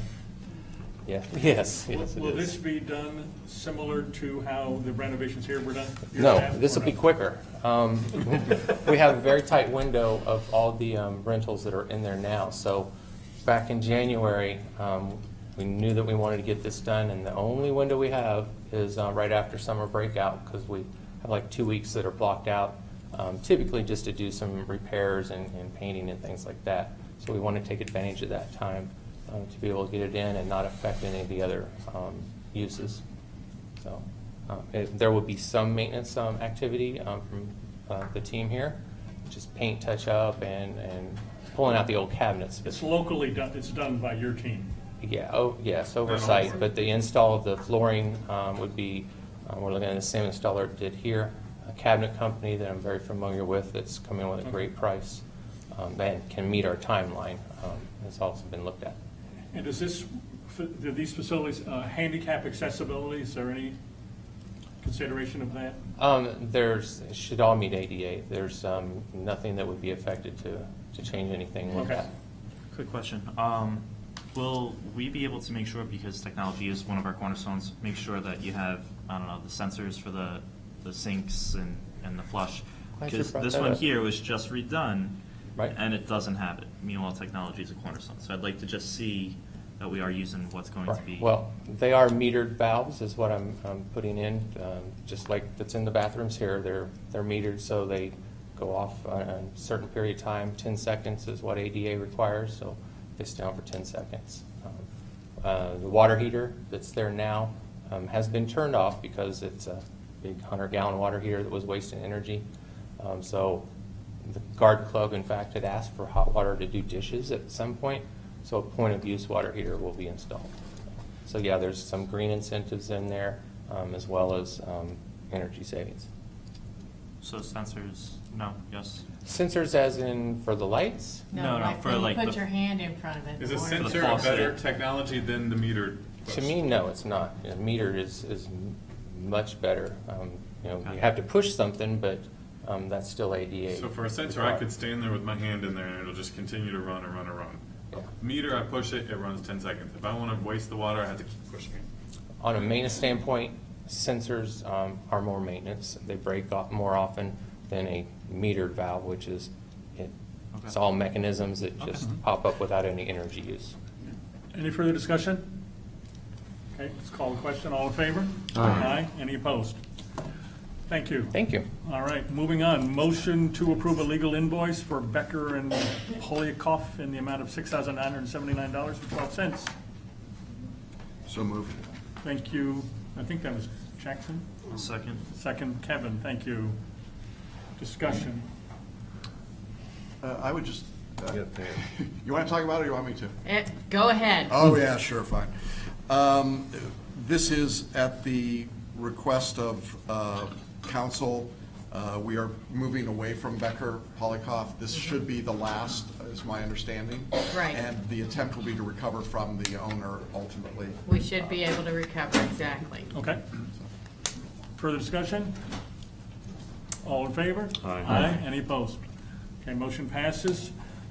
Next one, item 17, motion to approve to initiate the fining process for 7 non-compliance items through notification of the Covenants Committee meeting to confirm or reject the fine. So moved. Thank you, Jack. Second. Thank you, Brian. Discussion. Any? Call the question. Call the question. All in favor? Aye. Any opposed? Motion passes. Motion to approve 1 CROA and 2 service area intent to lien letters to owner delinquent more than 1 assessment. So moved. Thank you, Jackson. Second. Jack is the Give it- second. give Give it to it Debbie. to Debbie. Debbie's the second. Any discussion? I think we've all looked at these. Any discussion? Okay. All in favor? Aye. Any opposed? Motion passes. Item 19, motion to approve 10 attorney recommended write-offs for the amount totaling $2,043.06. So moved. Do you want to do both of them at the same time? Let's do B also. And motion to approve 5 ledger balance write-offs, the total amount $31.24. Debbie's So moved. moving. Second. And that's Jack. from Jack. Thank you. Any discussion? All in favor? Aye. Any opposed? Motion passes. Motion to approve one fee waiver request from a resident, $38.97. So moved. Thank you, Jackson. And Second. Debbie's a second. Any discussion? All in favor? Aye. Any opposed? Motion passes. Item 21, motion to approve payment plans 1 and 2 is requested by a resident. And 21B, motion to deny plan number 3 as requested by the resident and counter as recommended by management. So management does not approve or does not recommend approval of plan number 3. And we've offered an alternative. And, Right. and we have that documentation. All right, I'm going to separate the two. Okay, And let's just do I just I. move to approve the payment plans for 1 and 2. For 1 and 2. Okay, so Jack is moving for item 21A, which is approving plans 1 and 2. Second. Second from Debbie. Any discussion? All in favor? Aye. Any opposed? And I move to deny plan number 3. Which means to, Well, if you, Well, the motion is to deny number 3 as requested by the resident. yeah, so you want to remove the management And recommendation. I'll take the counter as recommended by management too. Okay, so as it's written then. As written. you are approving what management says, Yes. which is denying the resident's request. Exactly. Okay, just to, Exactly. so, Motion to approve the denial. As written. And counter. As written. Counter, thank yes. you. Jack, You can just say so moved as written. Jack has moved, and the second is from A second. Kevin. Thank you. Any discussion? Thank you, management, for separating that out. Any further discussion? All in favor? Aye. Any opposed? Okay, we have a consent agenda for new items 22 through 24. These are ratifying a prior decision of the artist, 3 prior decisions from the Artisan Park Committee, all made on June 5. One is for purchase and installation of equipment related to new point-of-sale system for the cafe, amount of $3,133.50. Second item is to engage in the preparation for the 2018 reserve study, the amount of $4,500. And the third part is purchase and install window blinds and/or shutters in the clubhouse, not to exceed $15,000. All of these from the reserve fund. Do we have a motion? So moved. From Jackson, I'll second. second from Vaughn. Any discussion? All in favor? Aye. Any opposed? Strategic planning goals, the only thing I would observe for the record is we had a good discussion. Sorry we had the absence of Vaughn and Kevin. They will learn their assignments and multiple goal areas if they review the tapes. David, can I add too for? But we had a everyone that's- very rich Hey, discussion. you were in our- volunteer for a lot of stuff too. Right. Congratulations. We Not can missing have any more conversation offline if you like about that. I don't know how you'd like to talk about I this. appreciate the board's engagement in the multiple topics on this during our recent workshop. Jack, please.